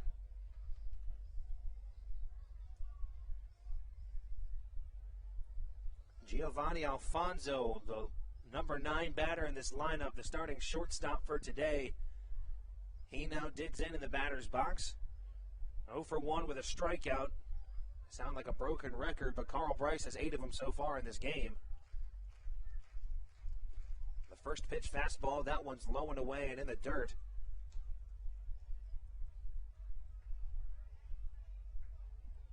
We talked about the last inning. After getting the first out of Michael Russell, Carl Bryce walked Steven Cardulo and then hit Jerry Downs with a pitch. And he was given his first real challenge in this game. As Andrew, we almost saw the first line drive that came in the broadcast booth, and we talked about it yesterday. I was ready for it. It was close. I thought that might have been another one. I don't think I was catching that one because that was moving. Yeah, but it was moving. I was ducking. I would have tried. I would have at least tried. Broken hand, it's all for the love of the game. True. We're looking at a 1-1 count to the shortstop, Alfonso. As he laces one back up the middle, Bryce has to duck out of the way of it. We're going to see the arm from Ruby Silva as he sends it home, but that ball bounces over the sliding Jared Mitchell. Now the High Point Rockers are on the board as they are now only down by 3. They're down 3-1. And Silva certainly had the arm, the distance on that throw. It appeared as though Silva was trying to take a better route to that ball, and it took a bounce he didn't expect. Kind of came around it awkwardly, and by the time he came up throwing, he just had to let go of it, and it was offline. And, if that's offline for Ruby Silva, I'll take that 10 times out of 10. Honestly, right. That was still a fantastic throw. Right. Still 1 away in the inning. Jared Mitchell comes around to score. Randy Norris takes his spot off the Giovanni Alfonso base hit up the middle, and that brings up the leadoff batter of Johnny Field. Field still looking for his hit in this contest as he's 0 for 2 with 2 strikeouts, one of them looking as he looks at the first pitch strike from Carl Bryce.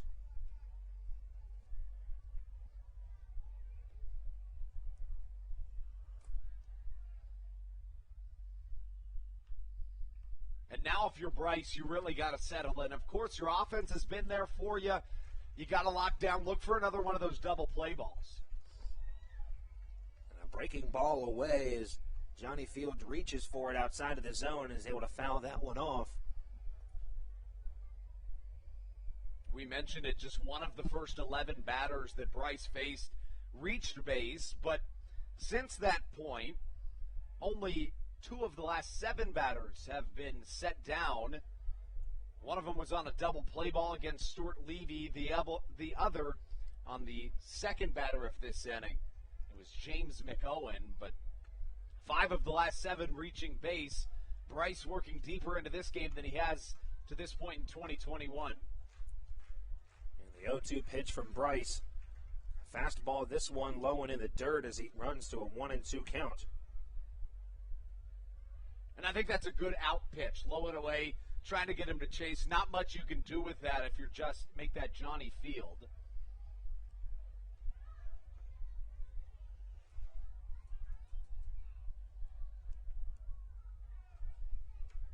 One and two the count to the center fielder, Field, as we saw him go deep last night with a solo home run to start off the game.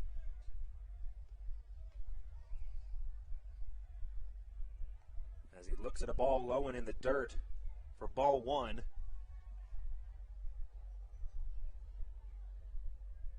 It looked like it might have rained this afternoon as our official broadcast rain sponsor, SOMDWX News, who you can find on Facebook, Instagram, and Twitter at SOMDWX, the most trusted source in Southern Maryland for news.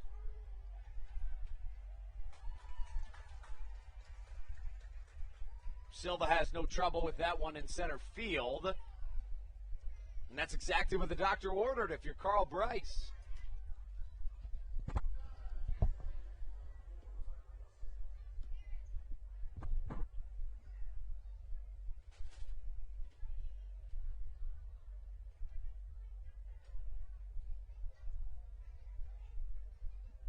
Now Carl Bryce doing well on the mound so far this game. Alfonso on first. That one ran high and in. It bounces off the glove of Joe DeLuca behind the plate. As Michael Russell looks at a first pitch ball.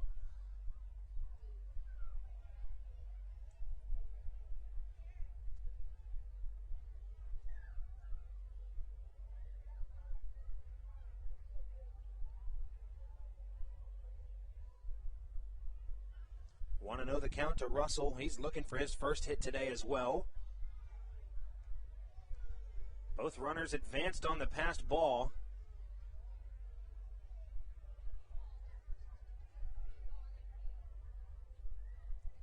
Now there's 2 away here in the top of the 5th inning.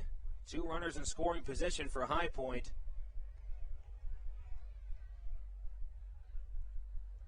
3-1 our score at Regency Furniture Stadium. The Blue Crabs got their runs due to Ruby Silva. 2 RBI home run over the left field wall. And then a Michael Baca RBI single. As that one bounces through the glove of DeLuca. And coming around to score from third is Randy Norris. As now that's 2 pitches in this at-bat alone that have bounced off the glove of DeLuca.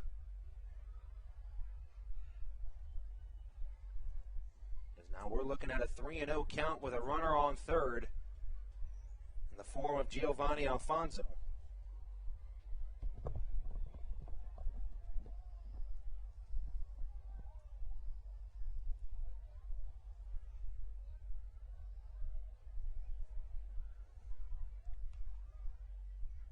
A 3-0 count from Bryce. 2 away in the top of the 5th inning.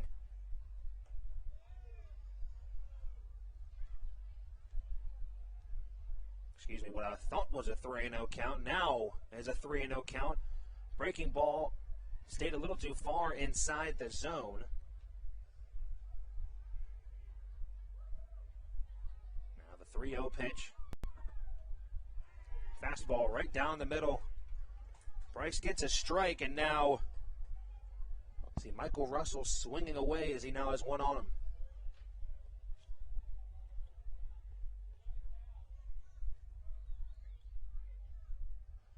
3-1 pitch, fastball. This one misses low and away out of the zone.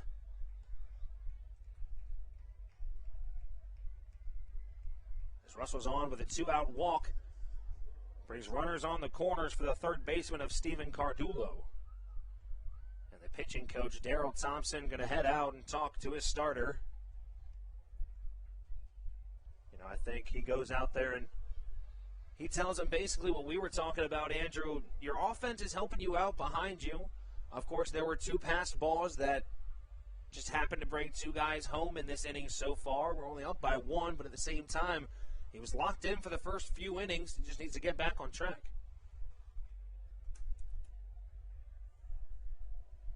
The other big thing that you're telling him right now is that you are more than happy if you're Darryl Thompson and Stan Clyburn with 5 innings of 2-run baseball.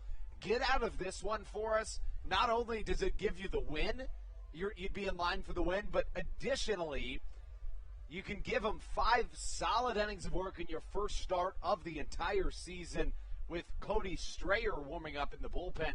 And that just more than anything shows you how disparaged this Southern Maryland bullpen is right now. Really barren by not only the injury bug, but also a lot of individuals being picked up by the MLB. You know, we said it earlier, it's nice to see Bryce come out here and be able to pitch maybe 5+ innings for this Blue Crabs roster, especially when that's not necessarily what they're looking for. They're just looking for a guy that can essentially at this point start a game and be able to last maybe 3 to 4 at this point. But Bryce has just been fantastic so far. Tomorrow on the mound for the Blue Crabs, the starting pitcher announced this afternoon it'll be Blake Bivens for Southern Maryland.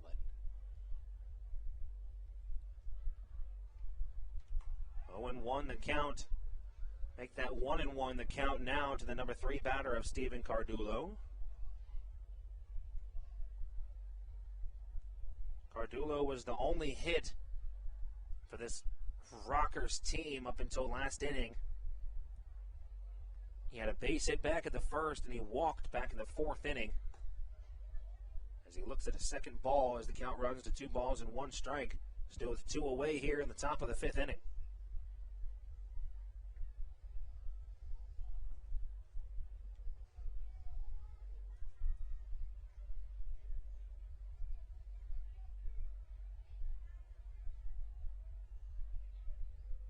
Carl Bryce, 90 pitches thrown. Make that 91 now. He has 8 strikeouts on the day, but just 53 of his pitches have been strikes compared to the 91 total. Doing a very nice job with the placement of some of his pitches. A 3-1 pitch, that one fouled off by Cardulo into the backstop as we are now at a full count with 2 away. Bryce has thrown 39 pitches here in this 5th inning. And, you know, you mentioned that the pinpoint accuracy he had in the early going, not quite there. The velo down a little bit, but that's to be expected. He topped out at 92 in the 1st inning, has cracked 90 once here in this 5th.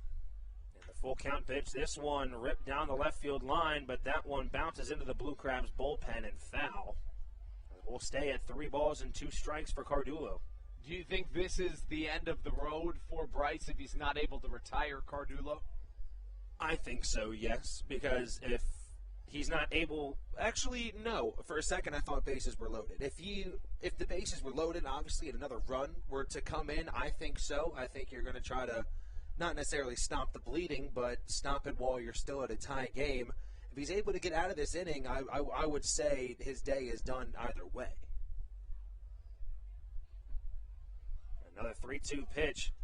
This one fouled off. It's 2 times now Michael Russell has to jog back to first as he's moving on the 3-2 pitch.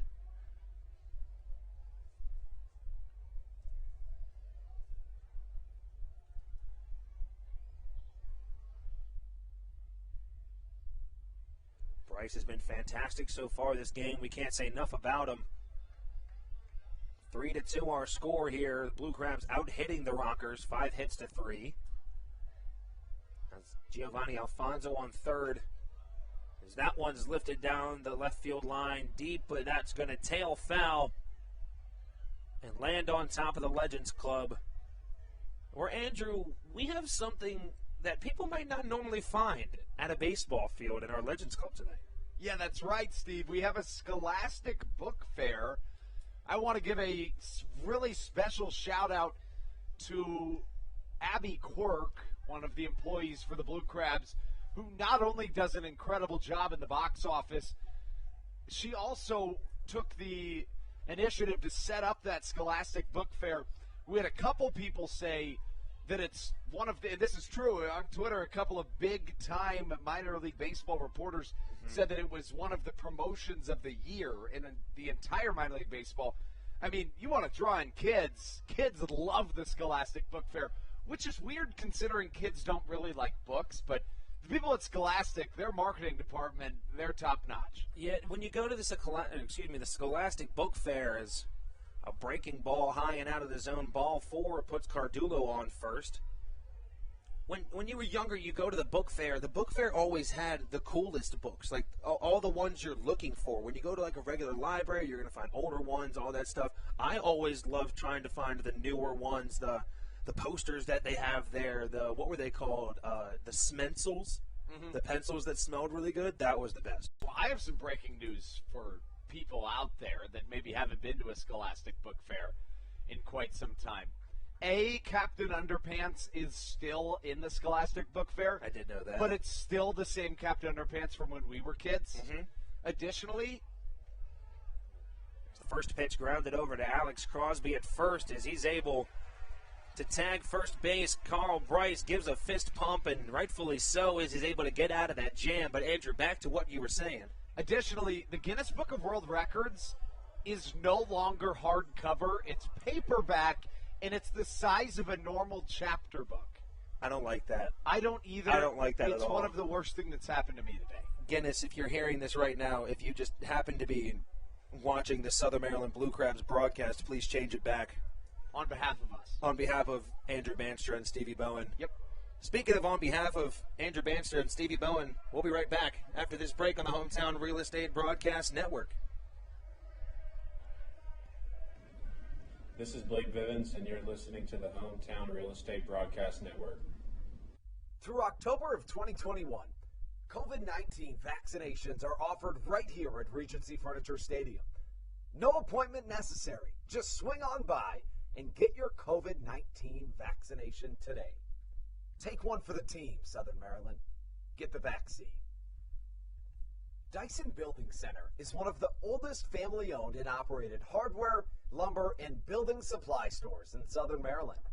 They are located in St. Mary's County on Route 5 in Great Mills. Dyson's has an expansive and diverse inventory to help you with all of your home improvement and project needs. Whether you're new to the world of DIY, a tried and true DIY professional, or somewhere in between, the friendly and experienced staff at Dyson Building Center is ready and willing to help you today.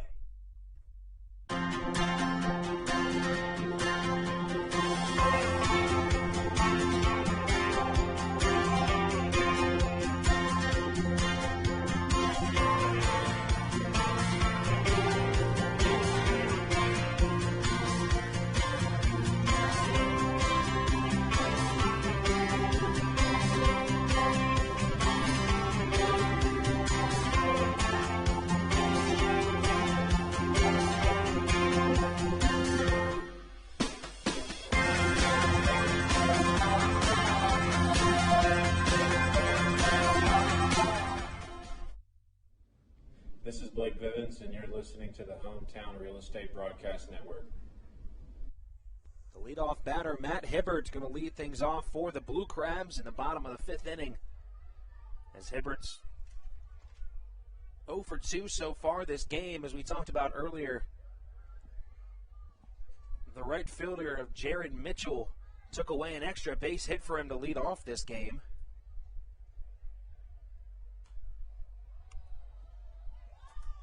As a 0-1 count, Hibbert fouls one off behind us here in the Baynet press box.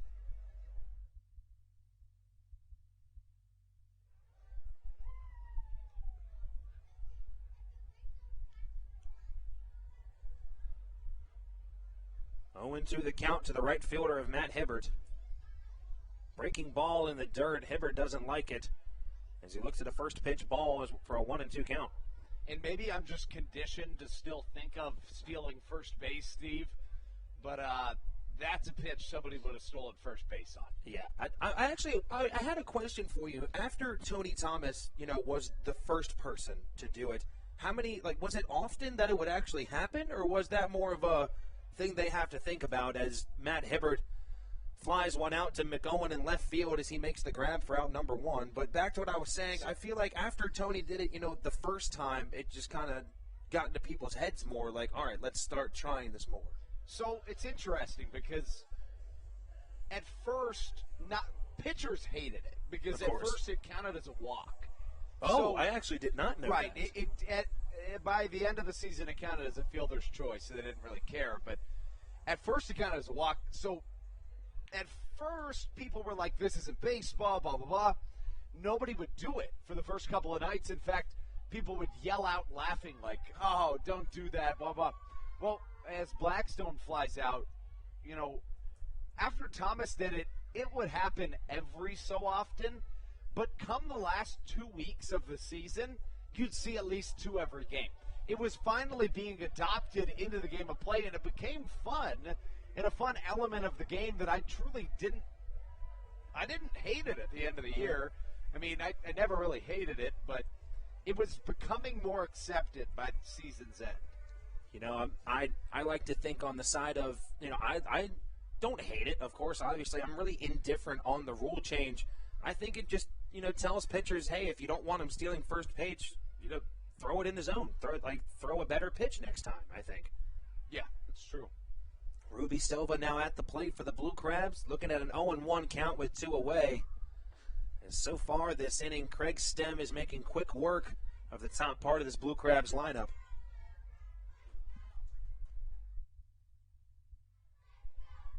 Second pitch low and in the dirt, Ruby Silva with a 1-1 count. Fastball just misses on the outer half of the strike zone. As the count runs to 2-1, as you can hear these Blue Crabs fans once again chanting, let's go Blue Crabs. We have some really fantastic fans here in Southern Maryland. You can't say enough about them. Is that one fouled over? Looked to be fouled off of the foot of Silva, but it just misses. As an unassisted third out by the first baseman, Jerry Downs, as he did the same thing back in the top of the first inning to end that inning. But the Blue Crabs go 1-2-3. We'll be back with more for you guys on the Hometown Real Estate Broadcast Network when we return. This is Joe DeLuca, and you're listening to the Hometown Real Estate Broadcast Network. Whether it's Chris Paul, Cliff Paul, Aaron Rodgers, or even the son of a former Blue Crab, Patrick Mahomes, you've seen many athletes endorsing State Farm.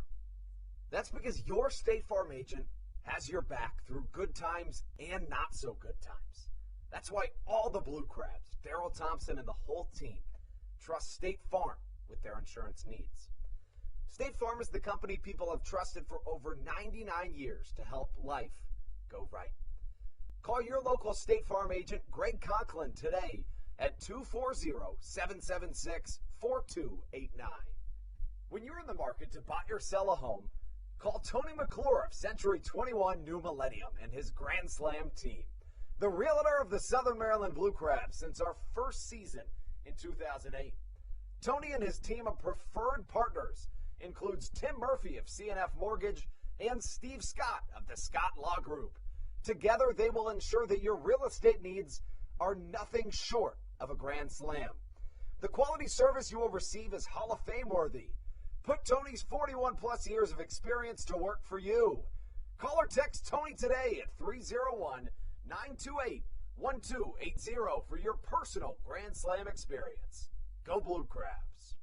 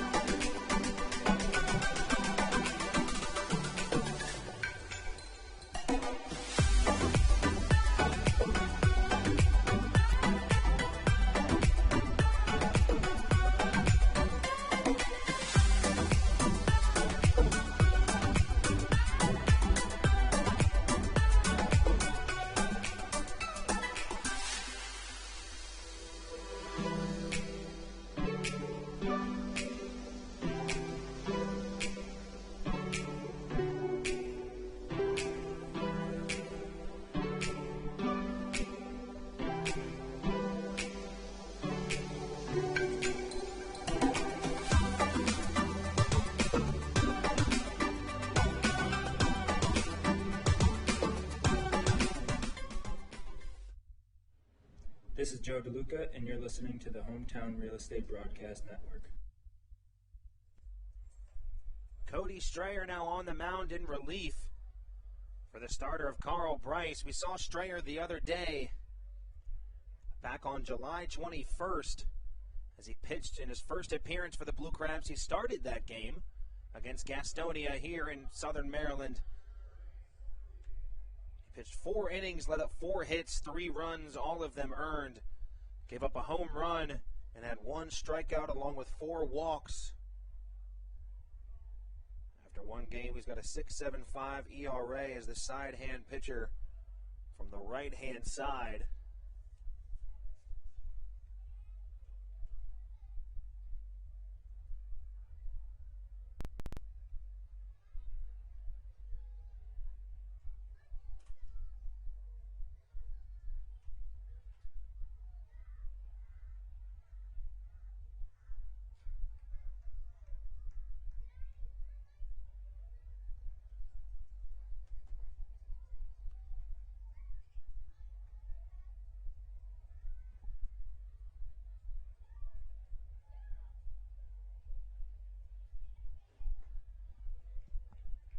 Strayer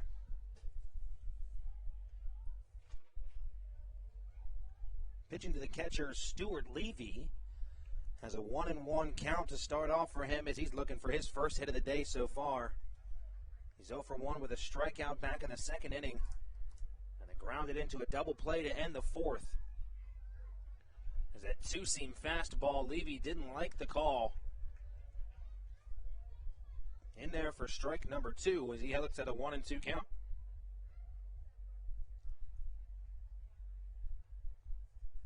Strayer had some trouble on the mound with his locating. As we said, only 1 strikeout in those 4 innings of work.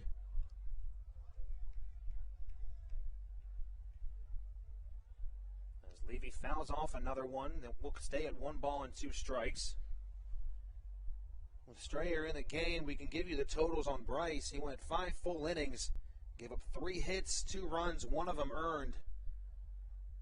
Had 4 walks and 8 strikeouts on his line. Very solid day for his first start. As a breaking ball in the outer half of the plate misses as we run to a 2-2 count.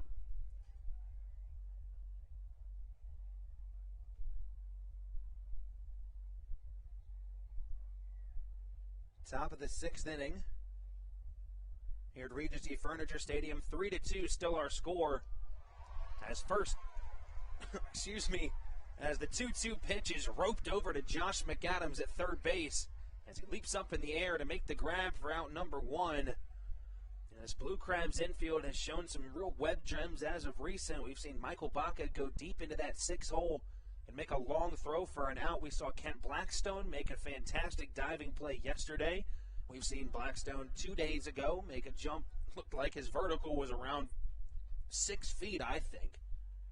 Obviously not actually 6 feet, but it's what it looked like as he was able to make a nice play at second. Heavy shift to the right side for the right fielder, Jared Mitchell, who swings through the first pitch of his at-bat for strike number 1. This Blue Crabs infield really has been locked down as of recent. Michael Baca playing just slightly to the left of that second base bag. As Mitchell, a very strong pole hitter, looks at ball number 1 as the count runs even at 1-1.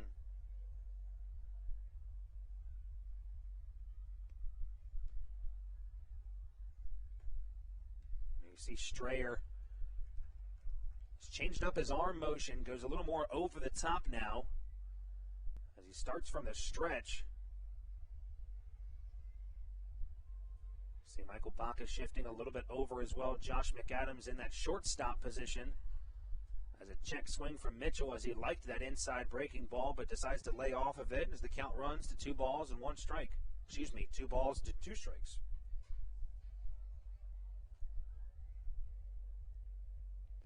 Mitchell 0 for 1 with a strikeout back in the second inning and then walked and eventually came around to score for the first run for High Point back in last inning. As a fastball just misses on the outer edge of that strike zone as we run full at 3 balls and 2 strikes with 1 away.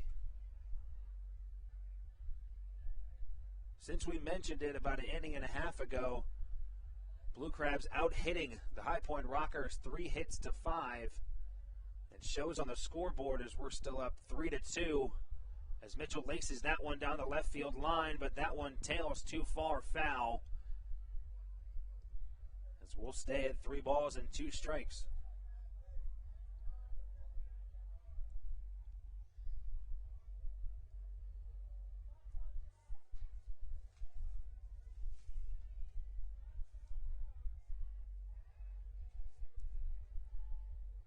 Jared Mitchell, before coming in this game today, batted .235 for this High Point Rockers team. Currently leads the team in 9 home runs. Leads him in RBIs as well with 34 on his line. As an inside fastball misses the zone, and he's on with a 1-out walk. Also, leading the team in walks. That is 35th of the year.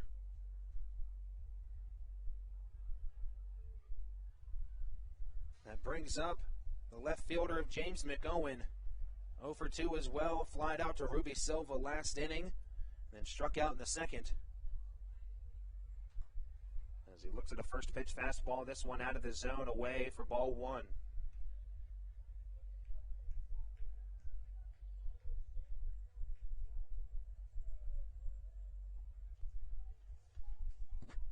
Strayer, as we said, in his first appearance, 4 walks to his 1 strikeout. For a pitch to contact type of batter, we've seen a lot in Darryl Thompson.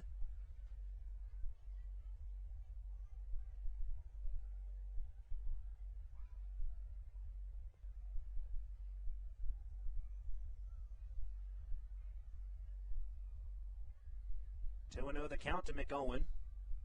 As he swings on a 2-0 pitch, that one's grounded over to Alex Crosby. Strayer's got to hustle to first to cover the first base bag. And a good throw by Michael Baca. You know, that's a tough play over there at first. As soon as Cody Strayer had gotten there, it was going to be a bang-bang play either way. The ball got there as soon as he was able to step on first base, but just wasn't able to gather it up. Nonetheless, 2 away now in the inning. And James McOwen reaching first on a fielder's choice. The designated hitter, Randy Norris, now at the plate, as he's 1 for 2 on the day, had a single last inning and then struck out to lead off the top of the third. Strayer back in that sidearm throwing motion. I think it really just depends on who's at the plate, whether that be a lefty batter or a righty. But if you're able to produce on the pitching mound,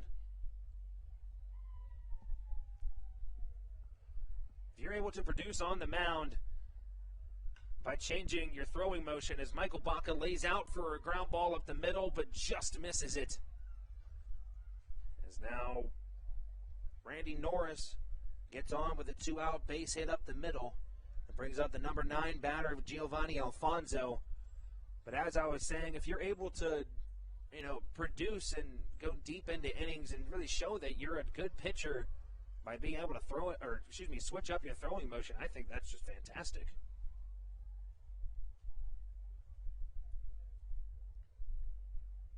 That was Norris's second hit of this game. He's 2 for 3. The shortstop Alfonso, he's 1 for 2 as well. He's got the same day as Randy Norris so far, a strikeout and a base hit. But Alfonso was left on third base last inning. McOwen in scoring position for the Rockers. As the first pitch to the shortstop in there for strike 1, as he shakes his head afterwards, wondering why he didn't swing at that one.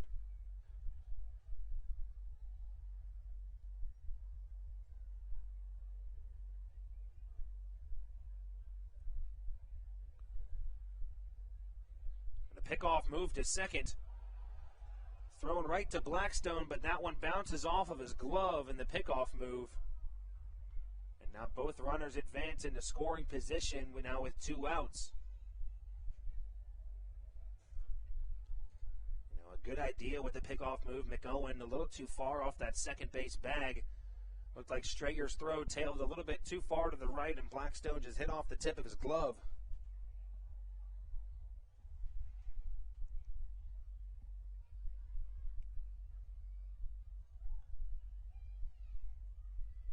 Owen won the count to Alfonso, the shortstop. As he swings at the second pitch, looked to be a changeup from Strayer as Alfonso's way ahead of it for strike number 2.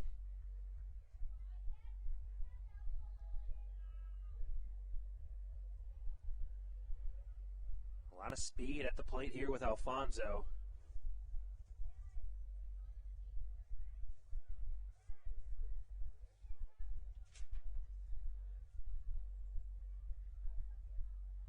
Alfonso before this game batting .285 as he rips that one into the left center gap. Cesar Trejo's got to go back for it, and he makes the grab on the run in that left center power alley right before the warning track. As the Blue Crabs escape one more jam, as the High Point Rockers leave 2 runners in scoring position as we head into the bottom of the 6th inning. Due up for your Blue Crabs, going to be the 4-5-6 batter. Excuse me, it might not be the 4-5-6 batter. David Harris was in that designated hitter spot before last inning. Might have been taken out due to that double hook rule. We'll have to wait and see when they come out, but it's going to be whoever is in for Harris, and Alex Crosby, Josh McAdams leading the charge. And we'll be right back with more action for you guys on the Hometown Real Estate Broadcast Network. This is Daryl Thompson, and you're listening to the Hometown Real Estate Broadcast Network. Chick-fil-A of Charles County has been a proud supporter of the Southern Maryland Blue Crabs since their inception in 2008. For years, they have sponsored the Southern Maryland Blue Crabs, America's prisoners of war and missing in action. In between the second inning of each game, there is a moment of silence brought to you by Chick-fil-A. The Southern Maryland Blue Crabs appreciate and respect not only Chick-fil-A, but all of those that have served our great country.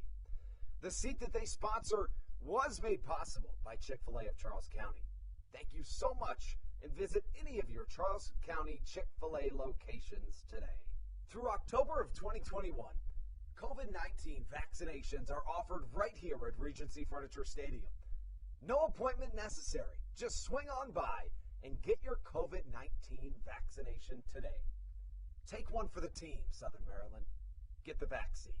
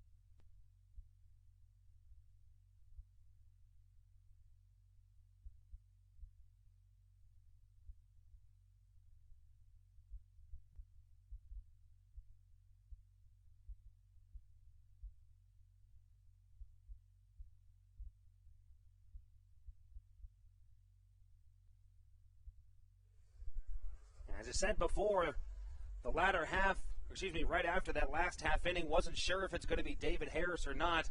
And it was David Harris that led it off for the Blue Crabs to start off this inning, and he is on first now with nobody away. Alex Crosby now at the plate for the Blue Crabs. First baseman 0 for 2 on the day with a strikeout, and then lined out to the right fielder Mitchell back in the second inning. As this one's laced down the left field line. That's a fair ball. David Harris is trucking around. He's going to be held up at third. And a good decision by the third base coach and hitting coach Ray Ortega as Alex Crosby has been putting on a show the past couple weeks in his Blue Crabs uniform. Games of baseball generally come down to who can make less mistakes. Those mistakes can be errors, they can be walks, they can be hit by pitch, they can be managerial mistakes. The mistake that we saw to begin this inning in the form of David Harris reaching base on an error from Giovanni Alfonso appears to have led to a big-time mistake in this contest that could put Southern Maryland on top, or I should say extend their lead here in the sixth. You know, in the game of baseball, you said it there, if you want to win games, you got to capitalize on mistakes, and that's exactly what's happened so far. The Blue Crabs are in business with 2 runners in scoring position with nobody out. Josh McAdams at the plate now, looks at a 1-1 count to start off. 1-1 pitch. Breaking ball low and away as McAdams swinging away at it for strike number 2.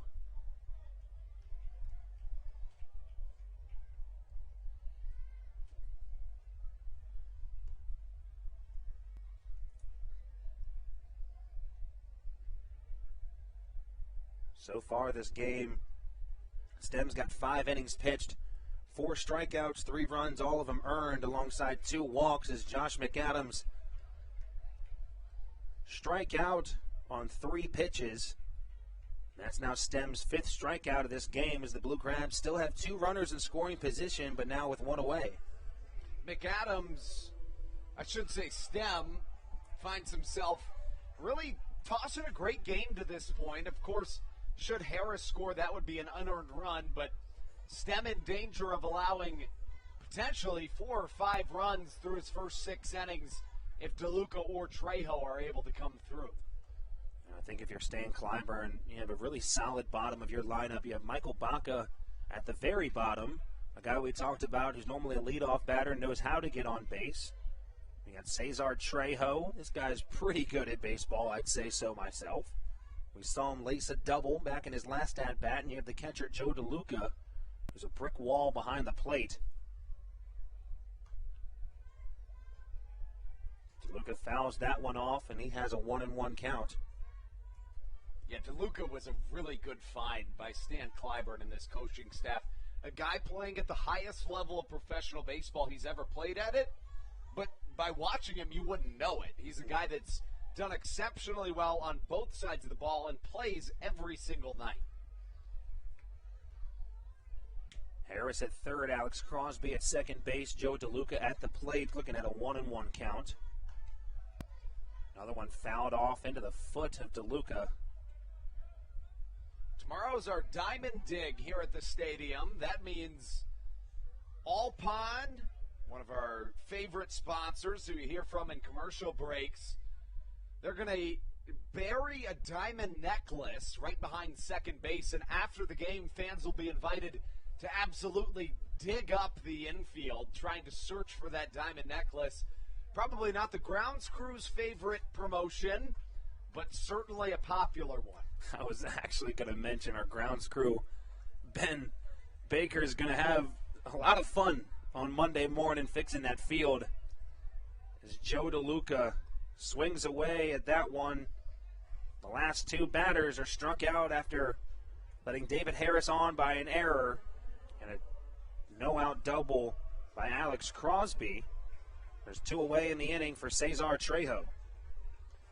And you have to imagine this means a little bit something more to Cesar Trejo than it might to the average individual. We talked about it earlier. Trejo was traded from the Rockers to the Blue Crabs, but not because he was underperforming. He was performing exceptionally well, giving you speed, giving you power, 7 homers, 7 stolen bases, and a little over 30 games as a member of the Rockers. The batting average right under 300, the OPS over 900. Fact of the matter is he's a good baseball player, actually a great baseball player. We can assume that the Rockers were planning on replacing him with Johnny Field, and that's what they did, but statistically, Trejo continues to be a better ball player than Johnny Field, and he's going to have to, he'll want to prove it in this next time up. Yeah, this really is the time to prove it as well. We're heading into these later innings of this game. A A very close one, 3-2 our score. Southern Maryland still with the lead. Still out hitting the Rockers 6 hits to 4. Both of them have an error on their line. Trejo, as we said, 1 for 2 with a double and a strikeout in his line as he's first pitch swinging on a breaking ball out of the zone for strike 1. Southern Maryland wearing their Brew Crabs jerseys this evening, showing off the brand new Blue Crabs themed beer that Southern Maryland's concession stands are serving. A really cool jersey. We'll get those jerseys up on the broadcast for you guys in just a moment. I mean, I think they're sweet. And how about the model in those jerseys? Dude, the model. Whoever put that jersey on to pose, man, that guy looks good. He does. I'm assuming guy or woman. We don't know. There's no head on them. We can't tell who it is. It's Stevie. It's me. In case you guys were wondering. Full transparency. Cesar Trejo looking at a 1-2 count with 2 away in the bottom of the 6th inning. David Harris awaiting patiently at third. Alex Crosby doing the same at second.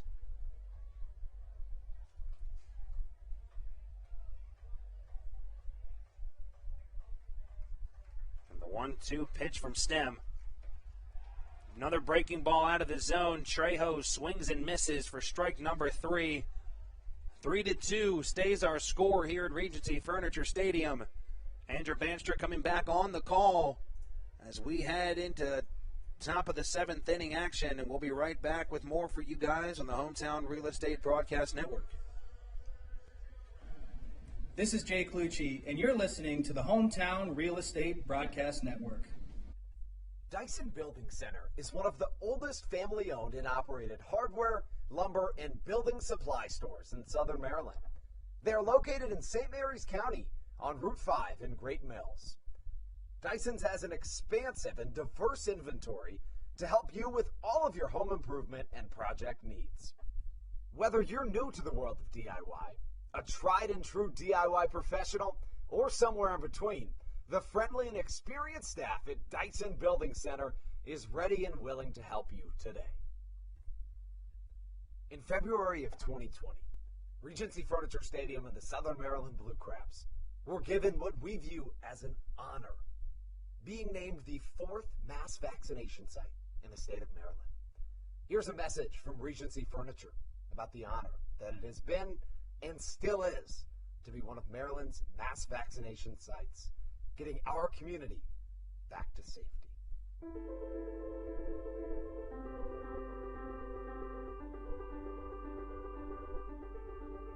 During these times of uncertainty, it helps to know there are things we can control to help ourselves and others. For me, it presents the hope that soon enough my friends and family will be together again.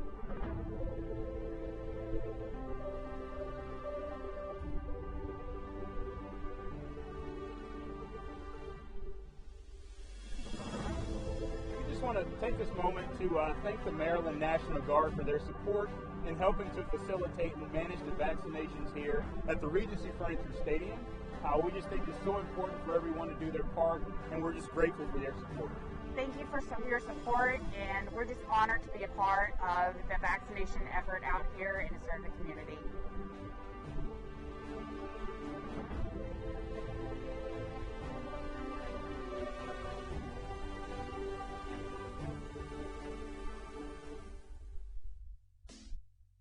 This is Jake Marshall, and you're listening to the Hometown Real Estate Broadcast Network.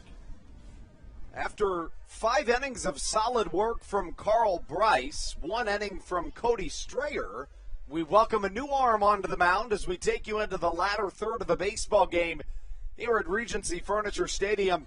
It's Andres Briseño that comes onto the mound. Briseño, again, one of the best options that Stan Clyburn and Darryl Thompson have in their repertoire down in the dugout. It's always a really good option to turn to when you can have a guy like Andres Briseño come into the game, one of the better relievers truly one of the better pitchers in the Atlantic League in this 2021 season. You know, I hate to say it, and I hope no one is listening. I mean, obviously, I want the best for Andres Briseño, and I want the best for the Blue Crabs, but I'm not sure why this guy hasn't been picked up yet. I agree. He's one of these pitchers so far this year. He's 2 for 2, a 1.64 ERA. In 19 games, he has 29 strikeouts and only has walked 8 people. I mean, that's just fantastic. It truly is, as a hot shot to the right side looks to put a runner in scoring position to start off the top of the 7th.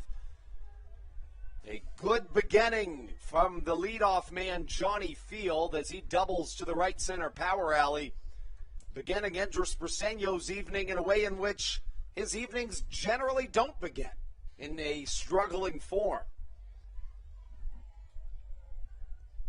Now, Briseño did pitch last night. He came into a little bit of a pickle and recorded 2 outs in the 7th inning. He also allowed 2 hits but got out of it unscathed. The right-hander this year holds a 1.10 whip. Batters are hitting just .202 against him.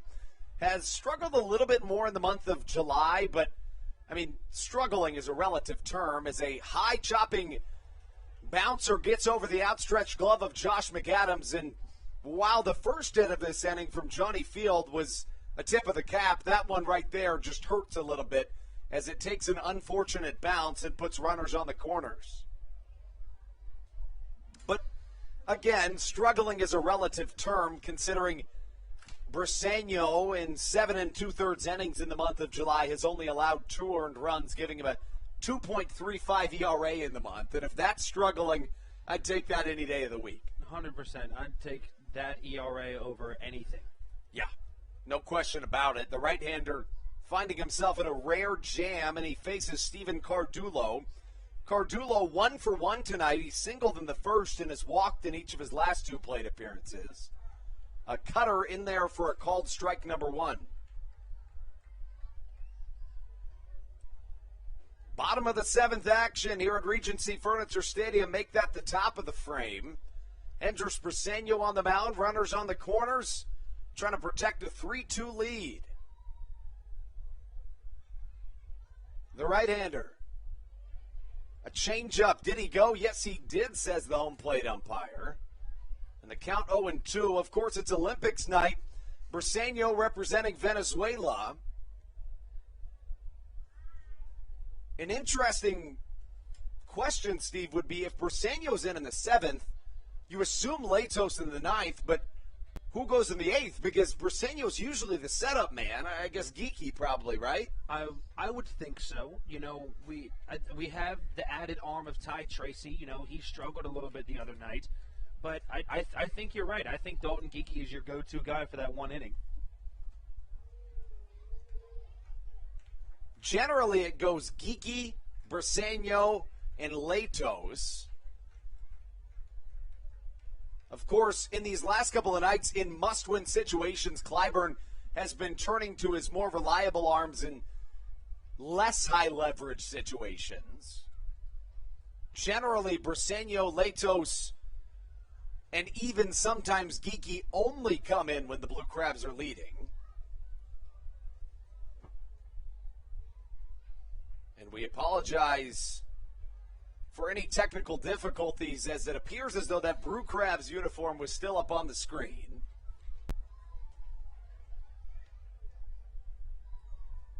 Briseño into the game here on the top of the 7th. The count, a ball and 2 strikes. The pitch gets a piece of it, but not today, says Joe DeLuca. A massive strikeout to keep runners on the corners. And in this situation, you're going to find Andres Briseño looking for a double play ball. Would you think, Steve? You know, I think that's exactly what he's looking for, and this is really the pitcher to do it. Just a really solid pitcher normally in this setup position. He's been known to draw double play balls consistently when he's on the mound, so I would not be surprised to see one.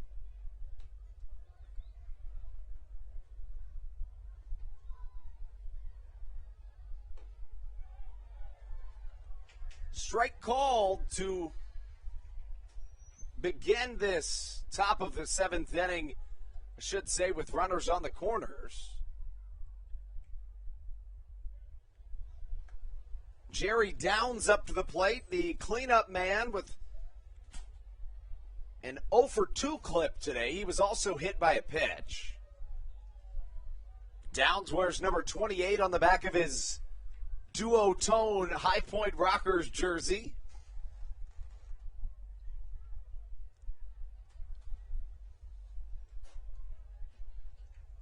Now, Steve, you introduced that term to me. I believe it was you. No, that was actually other intern, Tyler Smith. Got it. I was there for the conversation, but Tyler's the one that introduced it. Got it.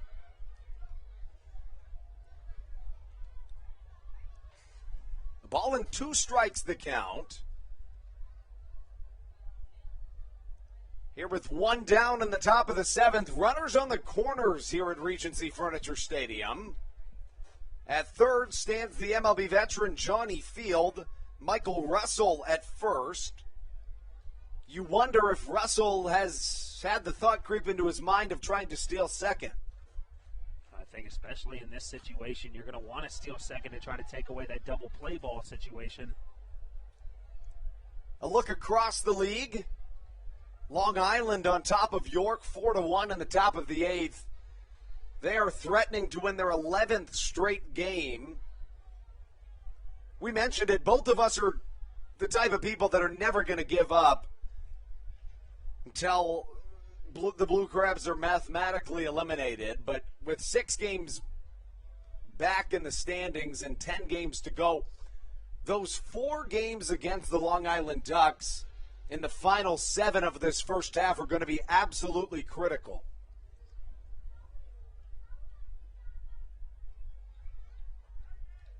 1-2 remains the count. The pitch to Downs. Inside. See you later. Strike number 3.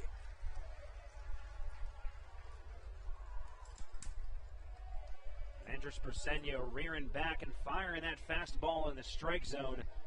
That's what he likes to go to a lot. He has that breaking ball he uses a solid amount as well, but that fastball in on the hands, that'll get you every time. And that was an interesting sight that we just saw from Stuart Levy as he steps into the box. The right-handed hitting Levy took a practice swing left-handed. You know, Andrew, that reminds me. I meant to mention that to you earlier today. I was wondering if you noticed that as well. I think that's interesting. I've never seen that before. Ruby Silva is there and catches. A 3-2 lead is maintained as Andres Persenio works out of a jam. Southern Maryland clinging on to a 1-run lead as we take you into the 7th inning stretch on the Hometown Real Estate Broadcast Network. This is Josh McAdams, and you're listening to the Hometown Real Estate Broadcast Network. Did you know that the Washington, D.C. metro area is the 5th most expensive place to live in the entire United States of America? Sometimes finding affordable housing in this area can feel impossible.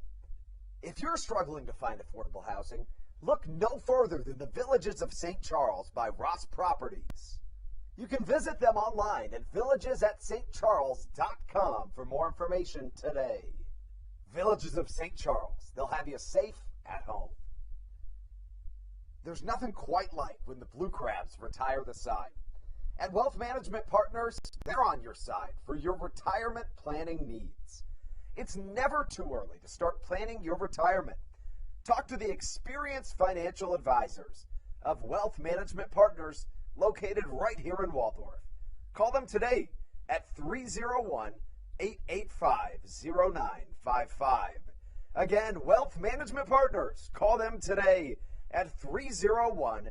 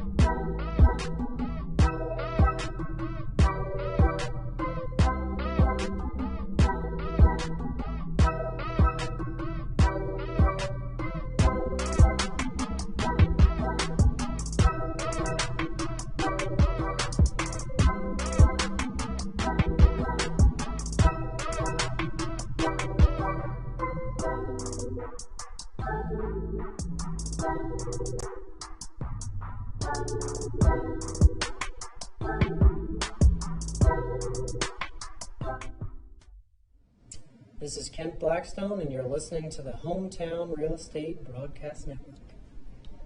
Craig Stem's night is over as we take you into the bottom of the seventh. The right-hander allowed 3 runs through 6 innings of work and is on the hook for the loss. He gives way to Nefi Ogando, an MLB veteran, here on Olympics night representing Team Dominican Republic. He appeared in 2 seasons in the major leagues, did the right-hander. He had a 9 ERA in 4 appearances in 2015 with the Phillies, but was much better in 2016 as a member of the Miami Marlins. First pitch inside, missing to the 9-hole hitting Michael Baca.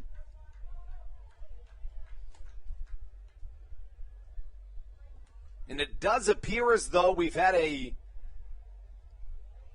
substitution with Andres Briseño awaiting on deck. You'd have to figure that David Harris is going to enter this game defensively. That's what I noticed that last half inning when we weren't sure. As soon as we ended the broadcast for that half inning, I saw David Harris running off of the field. So that means Matt Hibbert has been taken out of the game. David Harris now still in that same spot in the lineup, but that designated hitter spot moves to that number 1 batter. So Hibbert out of the game, Harris in, Briseño on deck, who has batted a couple of times this year. To finish that point in 2016, the Dominican Republic native Nefi Ogando, he appeared in 14 games and had a 2.30 ERA. The whip was under 1.2, which is always an indicator of dominance. Off-speed pitch misses in the dirt. And the count runs to 3 balls and a strike here at Regency Furniture Stadium.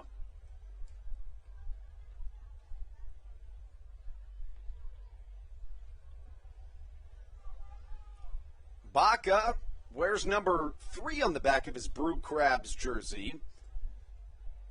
We mentioned the MLB experience, but the numbers for Ogando, as Baca draws a 5-pitch walk this season for Ogando in the Atlantic League.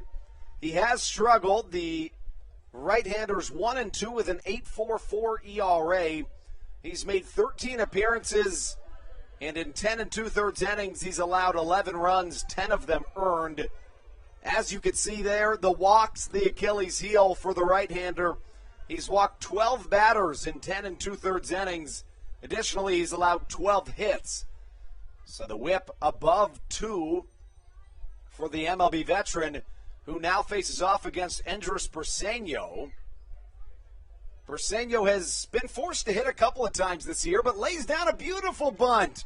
How about it? Andres Briseño, who we can now almost guarantee you will show up again on the pitcher's mound. We were trying to figure out, it was Briseño, who, and then Latos, but the answer was Briseño, Latos. You know, why not just taking matters into your own hands? We've seen Briseño hit before this season, and he has a hit on his line. The guy can hit the ball a little bit. I mean, obviously, pitchers aren't necessarily, they don't have to be able to hit the ball, of course, but Briseño has been able to produce at the plate before, but he did a nice job with that sacrifice bunt.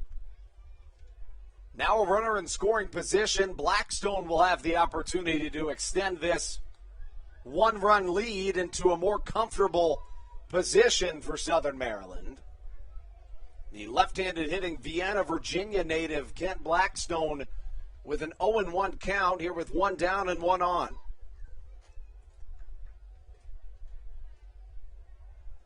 Blackstone to this point in the ballgame 1 for 2. He singled in the first and was hit by a pitch.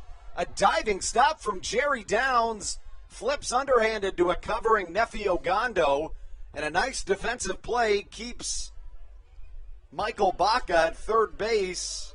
Now with 2 down, Ruby Silva up to the plate.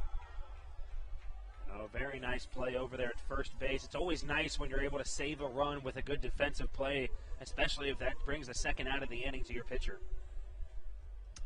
Silva has gotten it done in a big way for Southern Maryland since being traded to the Blue Crabs from the West Virginia Power back on July the 11th. A Cuba native, 32 years old. Silva's bat has been fantastic this season, especially as a member of the Blue Crabs. He homered earlier in this game. It was a 2-run shot back in the third that plated the first 2 runs of this contest.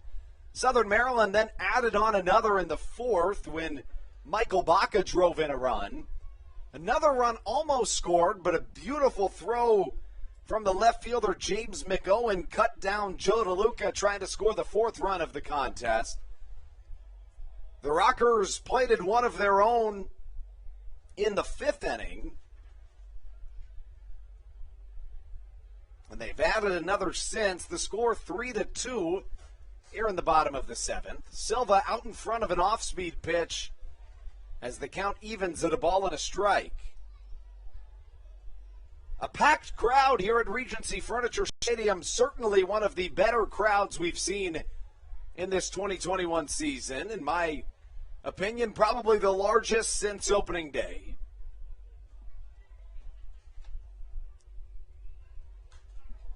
Silva fouls one away and either stung his hands on an inside pitch or was just displeased with his inability to hit that ball into fair play. A ball and 2 strikes as Silva tries to give Southern Maryland an insurance run. David Harris awaits on deck. Michael Baca at third. The pitch, Silva just got a piece of it and he'll stay alive. And as always, we'll pick it up and throw it left-handed to make sure that ball never sees the light of day again. Every single time without fail. I love it. I love the baseball IQ of Ruby Silva. He is arguably the smartest player out there right now on that field in every situation. Certainly is. The Cuba native trying to make this a 4-2 game. Hot shot to the left side. Alfonso Gobbles throws across the infield. And Jerry Downs catches for out number 3. Southern Maryland unable to score an insurance run, but Enter Spersenio will try to make that a non-factor when he comes back to the mound when we return on the Hometown Real Estate Broadcast Network.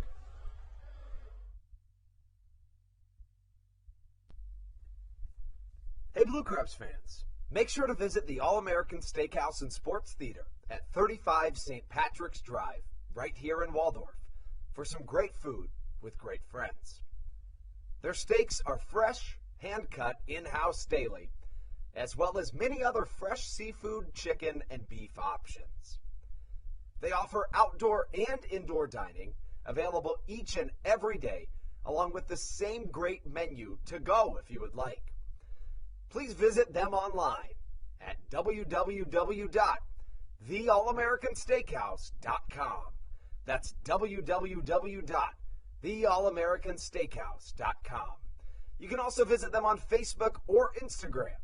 They have daily specials that you just can't pass up. Thank you, Blue Crabs fans. All Pawn is Southern Maryland's premier pawn shop and is the official pawn shop of the Southern Maryland Blue Crabs. Stop by and say hello today. They've been a part of the Southern Maryland community for 18 years. If you need some cash to hold you over, or if you're just doing some spring cleaning and want to clear some stuff out, please bring it by All Pawn and let them make you an offer. If you have broken jewelry or some that you just don't want anymore, please bring it by and they'll pay you more than anyone in the Tri-County area. They're located on 301 in White Plains, just south of DeMar Road. Go Blue Crabs!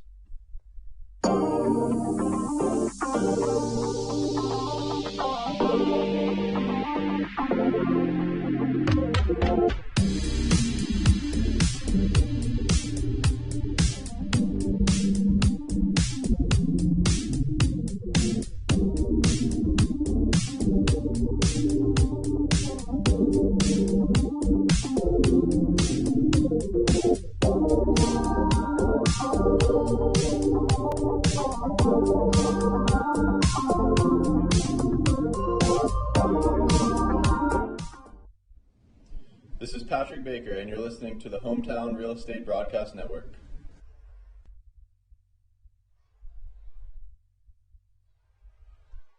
Jared Mitchell up to the plate for the High Point Rockers. It'll be 6-7-8 for High Point, otherwise known as Furniture City. Steve, do you know the background of the alias, the High Point Rockers?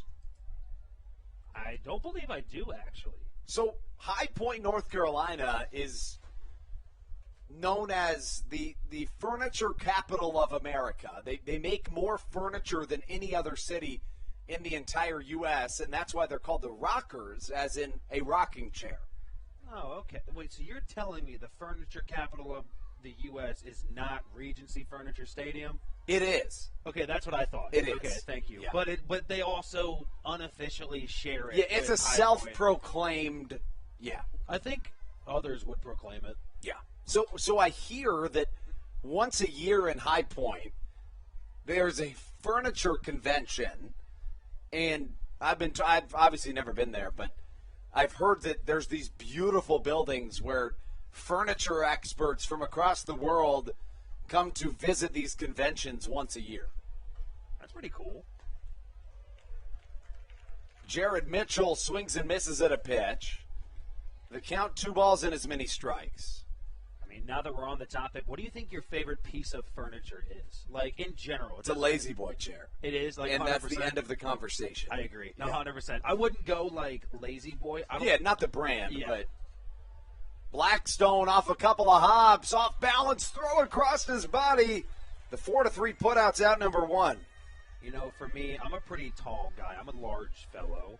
I like me a nice couch. If I can find a couch that caters to my body and I can fall asleep on within like 15 minutes on it, all day. Yeah, but here's the thing is that What?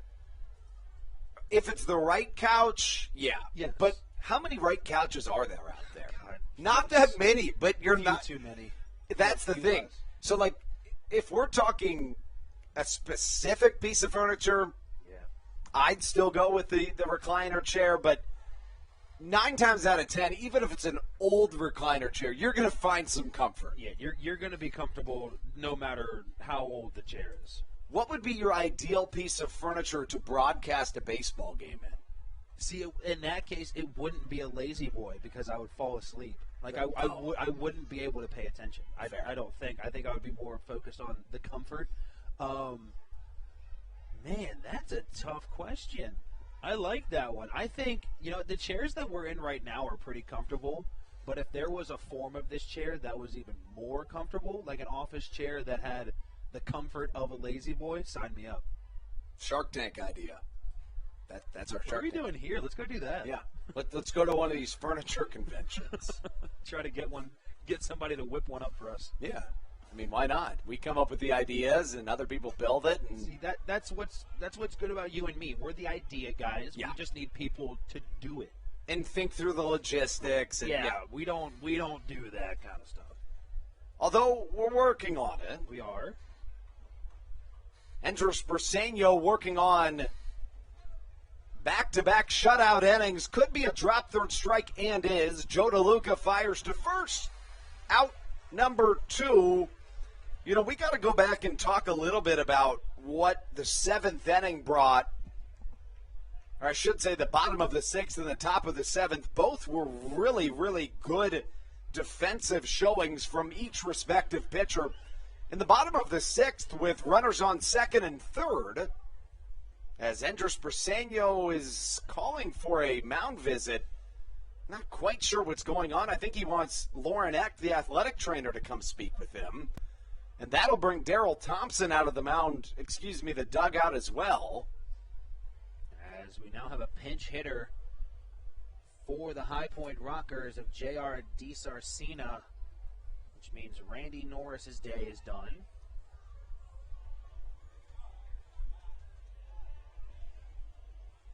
As we zoom in on the situation occurring right past the pitcher's mound, Stan Clyburn going to join the situation as well. The 49-year professional baseball veteran, trying to see what's going on with his setup man.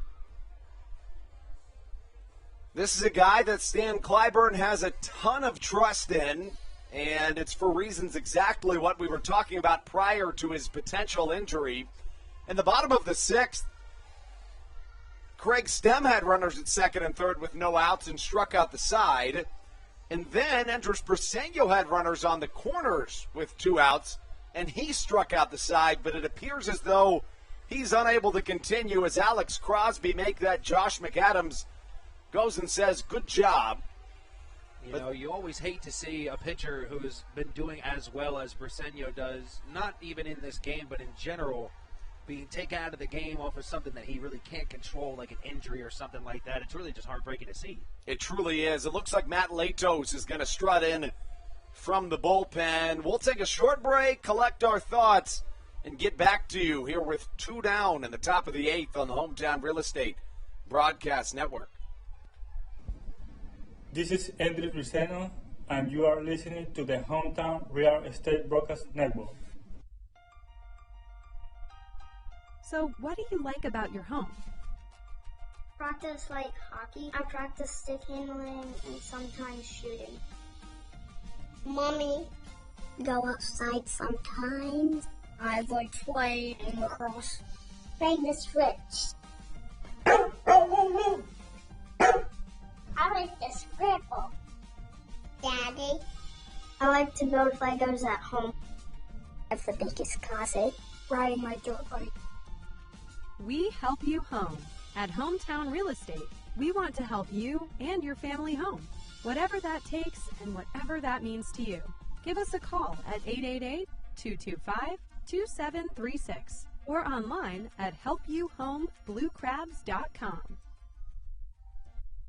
All Pawn is Southern Maryland's premier pawn shop and is the official pawn shop of the Southern Maryland Blue Crabs. Stop by and say hello today. They've been a part of the Southern Maryland community for 18 years. If you need some cash to hold you over, or if you're just doing some spring cleaning and want to clear some stuff out, please bring it by All Pawn and let them make you an offer. If you have broken jewelry or some that you just don't want anymore, please bring it by and they'll pay you more than anyone in the Tri-County area. They're located on 301 in White Plains, just south of DeMar Road. Go Blue Crabs!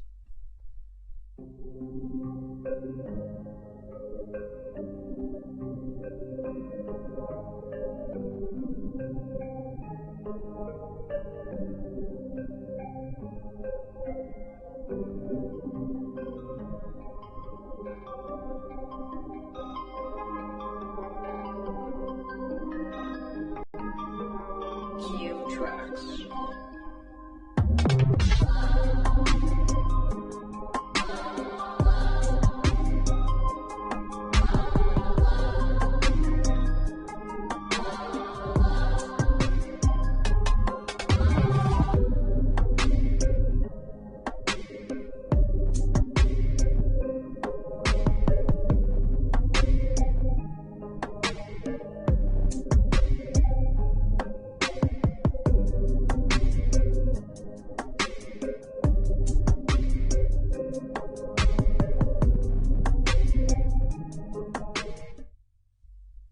Latos onto the mound for your Blue Crabs here in the top of the 8th inning.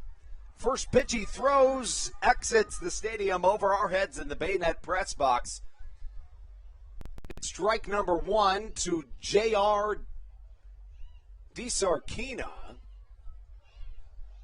A packed crowd here at Regency Furniture Stadium, and you got to figure it's Latos' game to finish. It'll be a 4-out save opportunity for the right-handed MLB veteran. A changeup has JR swing it all over it. 0-2 the count quickly.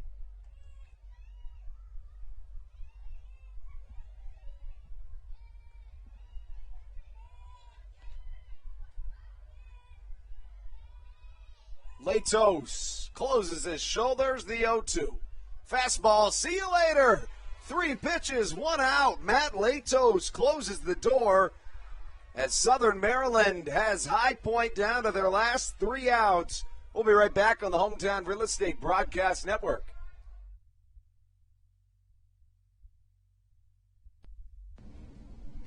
This is Daryl Thompson, and you're listening to the Hometown Real Estate Broadcast Network. Chick-fil-A of Charles County has been a proud supporter of the Southern Maryland Blue Crabs since their inception in 2008. For years, they have sponsored the Southern Maryland Blue Crabs, America's prisoners of war and missing in action. In between the second inning of each game, there is a moment of silence brought to you by Chick-fil-A. The Southern Maryland Blue Crabs appreciate and respect not only Chick-fil-A, but all of those that have served our great country. The seat that they sponsor was made possible by Chick-fil-A of Charles County. Thank you so much, and visit any of your Charles County Chick-fil-A locations today. Through October of 2021, COVID-19 vaccinations are offered right here at Regency Furniture Stadium. No appointment necessary. Just swing on by and get your COVID-19 vaccination today. Take one for the team, Southern Maryland. Get the vaccine.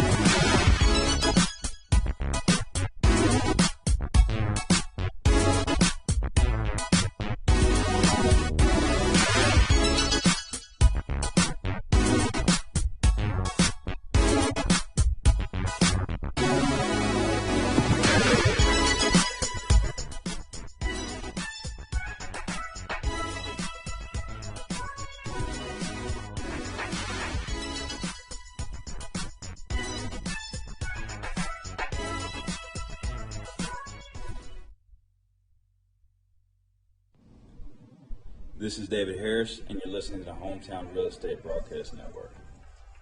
Southern Maryland will look to add an insurance run as we take you into the bottom of the eighth. A new arm onto the mound for the High Point Rockers. It is Kyle Halbon.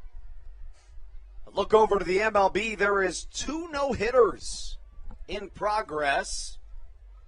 One in the Texas Rangers-Houston Astros game, the other in the Angels-Twins game. Both of those games in the 7th inning or later. David Harris lays down a beautiful bunt. No chance Halbon is going to throw him out. And one of the most powerful bats on this Blue Crabs team lays down a beautiful bunt to get us started in the 8th. And that's what I love a lot about this Blue Crabs lineup. We talk about Joe DeLuca doing the same exact thing. He's not necessarily a power hitter by any means, but he's also not a guy that's going to drop down a bunt for a base hit, but he also is a guy that can do that as well. He catches players off guards constantly down that third baseline. Kyle Halbon into the game in his 2nd season with the High Point Rockers. In 2019, Halbon held a 1.89 ERA in 15 appearances. Has already surpassed that here 2 years later. The right-hander has made 20 appearances, struck out 18 batters in just over 18 innings, a 4.82 ERA. And, Steve, did you see what Halbon just did on that last pitch? I actually did not. I was trying to go through my scorebook, making sure I had the line correct. Halbon was able to get one past Crosby, but now Crosby gets a piece of it, fouling it into the Roy Rogers backstop padding as the count is a ball and a strike.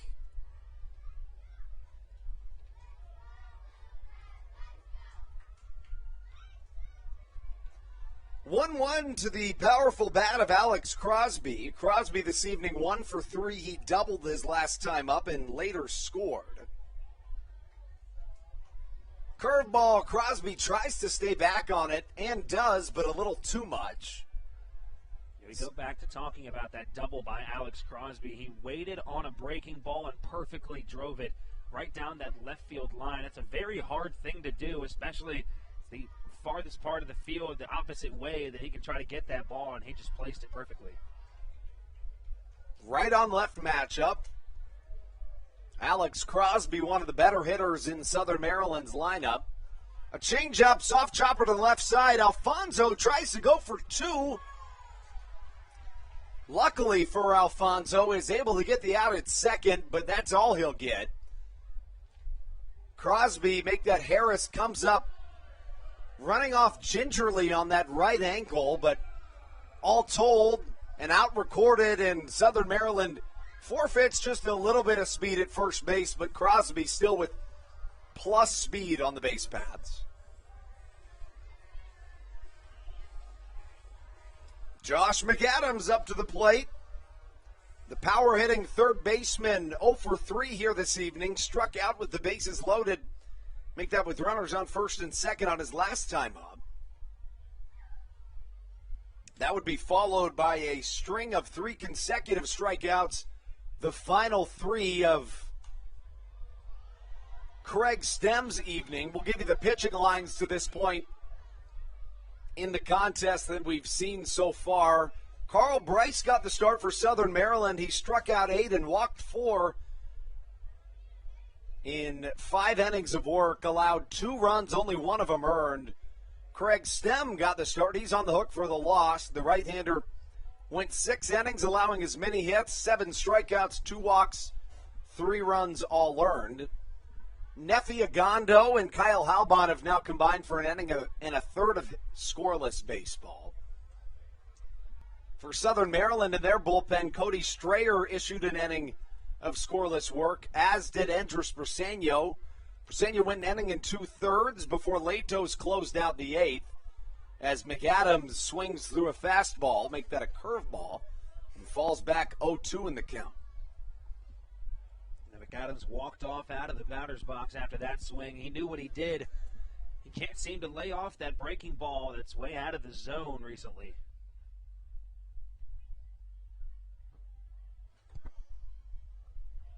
Fastball misses outside. The count, a ball and 2 strikes. 1 down here in the bottom of the 8th. David Harris led off the frame with a bunt single. And now Josh McAdams with the opportunity to extend the lead before Matt Latos comes in. For the top of the 9th, Latos, as we mentioned, came in for Andres Briseño, who exited the game due to injury, and now the 9-year MLB veteran Latos has the opportunity at a 4-out save.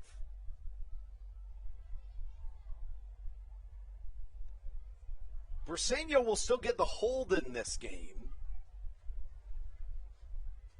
It's one of the up-and-coming stats for relievers in the game of baseball. Basically, it's exactly what it sounds like. You're able to hold on to the lead that you were given when you came into the game.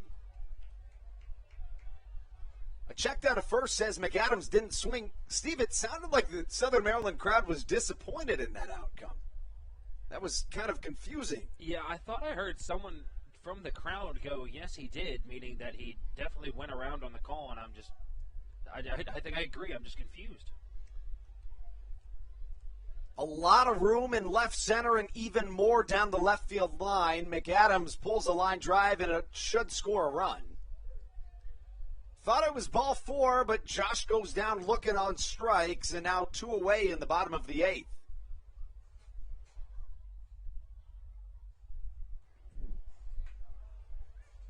Joe DeLuca up to the plate. DeLuca to this point 1 for 2. He walked in the 2nd inning. Next time up in the 4th, he singled before striking out in the 6th.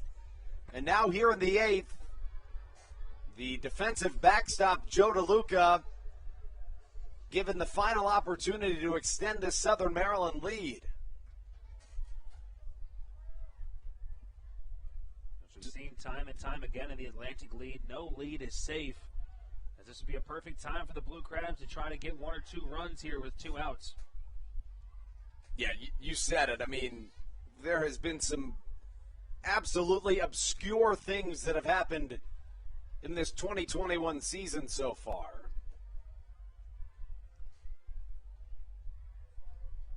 DeLuca warms up the wrists, a couple of practice swings, now ready for the right-hander Kyle Halbon, who shakes off a sign and now is ready. An off-speed fouled into the protective netting.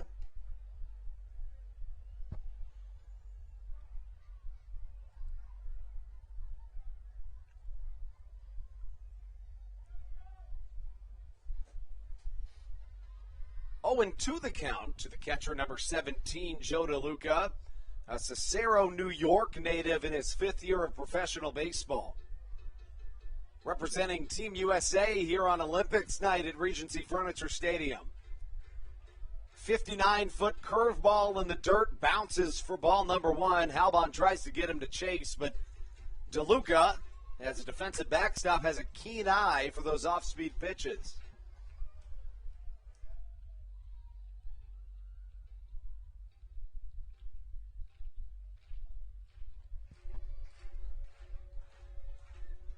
The cowbell rings here at Regency Furniture Stadium, and the hands are clapping.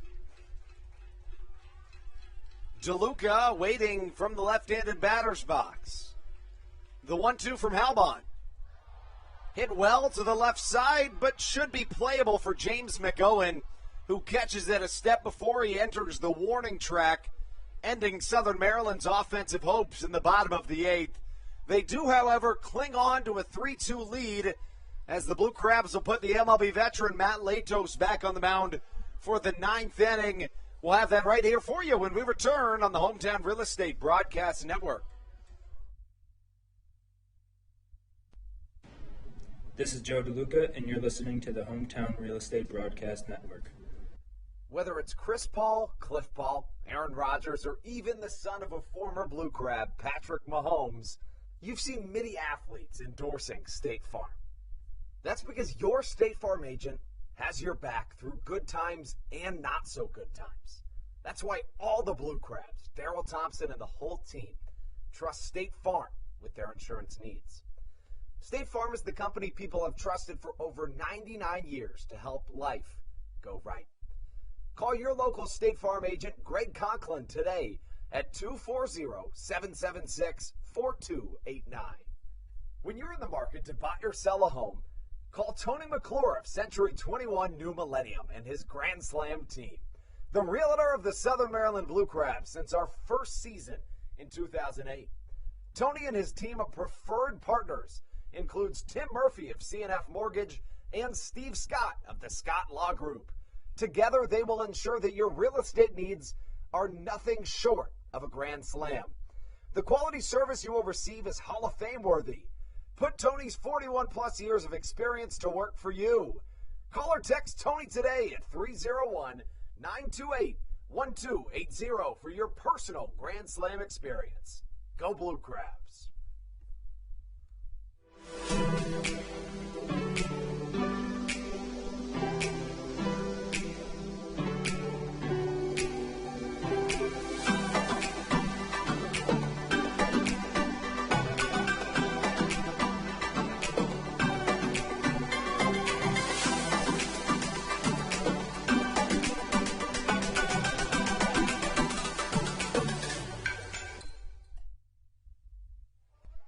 To the top of the 9th we go. No runs have been scored in the second half of this game. The Rockers were the last to play to run, and that came in the 5th. And now as we take you into the top of the 9th inning, 8-9-1 due up for the Rockers. Make that 9-1-2 as Giovanni Alfonso leads us off. Matt Latos back out onto the mound looking for a 4-out save. First pitch he issues of the top of the 9th, misses for ball number 1. If there's any guy in this situation, it's Matt Latos that Stan Clyburn and Daryl Thompson are going to go to 10 times out of 10. This guy has so much MLB experience, a Cy Young candidate back in the day. He's just really just a powerhouse on the mound. Second pitch to Alfonso fouled as the count evens at a ball and a strike. In 2019, Matt Latos was named the Atlantic League's Reliever of the Year. He held a 1.06 ERA in 50 games pitched, recorded 25 saves. In fact, Steve, check this stat out. He had more saves than hits allowed in 2019. That's awesome. I love that. That's one of those obscure stats that no one should ever have. Like, no one should ever be able to have more saves than hits, but of course Matt Latos just does. In 51 innings, he allowed 24 hits, walked 9 batters. His whip, .65. absurd numbers from the MLB veteran, and they've been pretty good this year too. How about .81 whip in 2021, and his numbers in July have been jarring. The right-hander in the month of July has issued 7 2/3 innings of work. He's allowed 1 hit, walked 1 batter, and allowed no runs. In the month of July, a 0 ERA with a .26 whip. Unbelievable numbers. 2-2 the count to Alfonso, who dribbles one to the right side. Blackstone fires for out number 1. The month of July is a good one for Matt Latos. He was absolutely dominant in 2019 in the month of July as well. Latos put together a strand of 9 straight perfect innings, 14 straight hitless innings, and had a streak of 20 straight scoreless innings in the month of July. It actually stretched a little bit into June and August as well. He now faces a fellow MLB veteran in the form of Johnny Field. First pitch, a splitter that has Johnny Field guessing. Strike 1 swinging. Latos trying to woo a packed crowd here at Regency Furniture Stadium. 2 outs away from a 4-out save here in Game 2 of a 3-game set. Another splitter, but it misses outside. Fields holds back, and the count evens at a ball and a strike.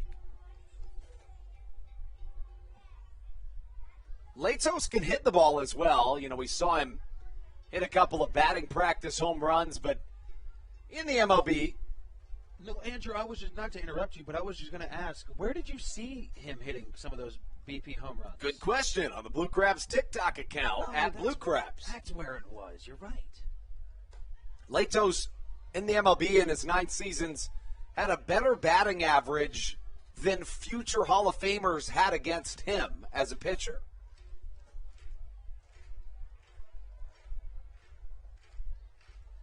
The count 2-1 to Johnny Field. Latos comes set, glove at the belt, the pitch. Well struck to center field. Ruby Silva's right there, though. Appeared to have lost it for a second in the lights, but he gloves it for out number 2.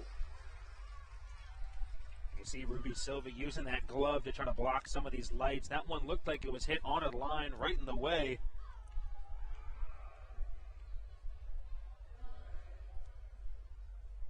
The Rockers down to their final out as Michael Russell comes up to the batter's box.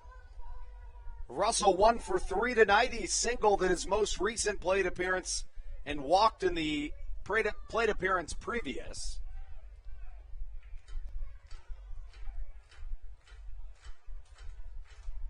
The hands clap, the cowbell rings. Here comes the pitch. Another splitter. This one catches the inside corner. Latos has gone to that off speed early and often and has tricked the High Point Rockers batters. I mean, rightfully so. If you have a splitter with that much movement and that much velocity behind it, that's just a fantastic pitch. Another one. It's another called strike, and the count no balls and 2.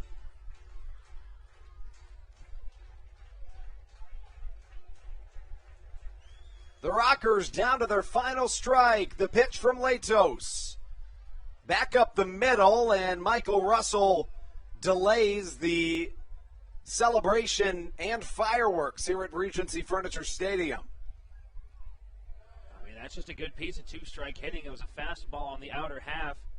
Russell was able to get the barrel out there and just make enough contact to get it past the speedy Michael Baca going for it up the middle. We mentioned Latos has allowed just 1 hit in his last now 8 innings of work. Now 2 innings in his last 8 1/3. But if you're going to get a hit off Latos, it's going to be a little infield single that dribbles its way through. The way the right-hander's throwing right now, it's going to be hard-pressed to find hard contact off of him. So, I mean, especially when you're throwing pitches like that, which I don't even think Steven Cardulo had a chance to think about. That fastball was quick coming into that zone. Cardulo, a fellow MLB veteran who takes a called strike 1. Dips into his batting stance. The 0-1, another called strike. And yet again, these Rockers down to their final strike.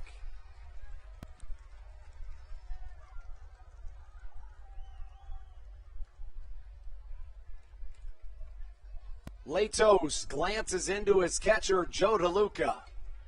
Set at the belt, the pitch. Well struck to right center field. Back goes Ruby Silva. He's under it. Clubs it for out number 3. Call it a ball game, folks. Matt Latos celebrates as the Blue Crabs pick up a victory. A much-needed one in front of a packed crowd here at Regency Furniture Stadium. And Steve, as always on these Saturday night home games, we've got to make the recap quick before our sound waves are kind of taken over by the fireworks. So Southern Maryland advances to 26-25 on the season. The Rockers fall to 26-26. On the season, the Blue Crabs now 3-2 against High Point and have won 1 in a row. Tomorrow, Southern Maryland will have the chance to pick up the series win on Diamond Dig Day at Regency Furniture Stadium. Carl Bryce gets the win today, and the loss is handed to a former Blue Crab, Craig Stem. The offensive superstar in this game for Southern Maryland, undoubtedly Ruby Silva, who had that big-time 2-run shot that the Rockers were never able to recover from. Stevie, we got to sign off here because, again, things are about to get crazy at Regency Furniture Stadium.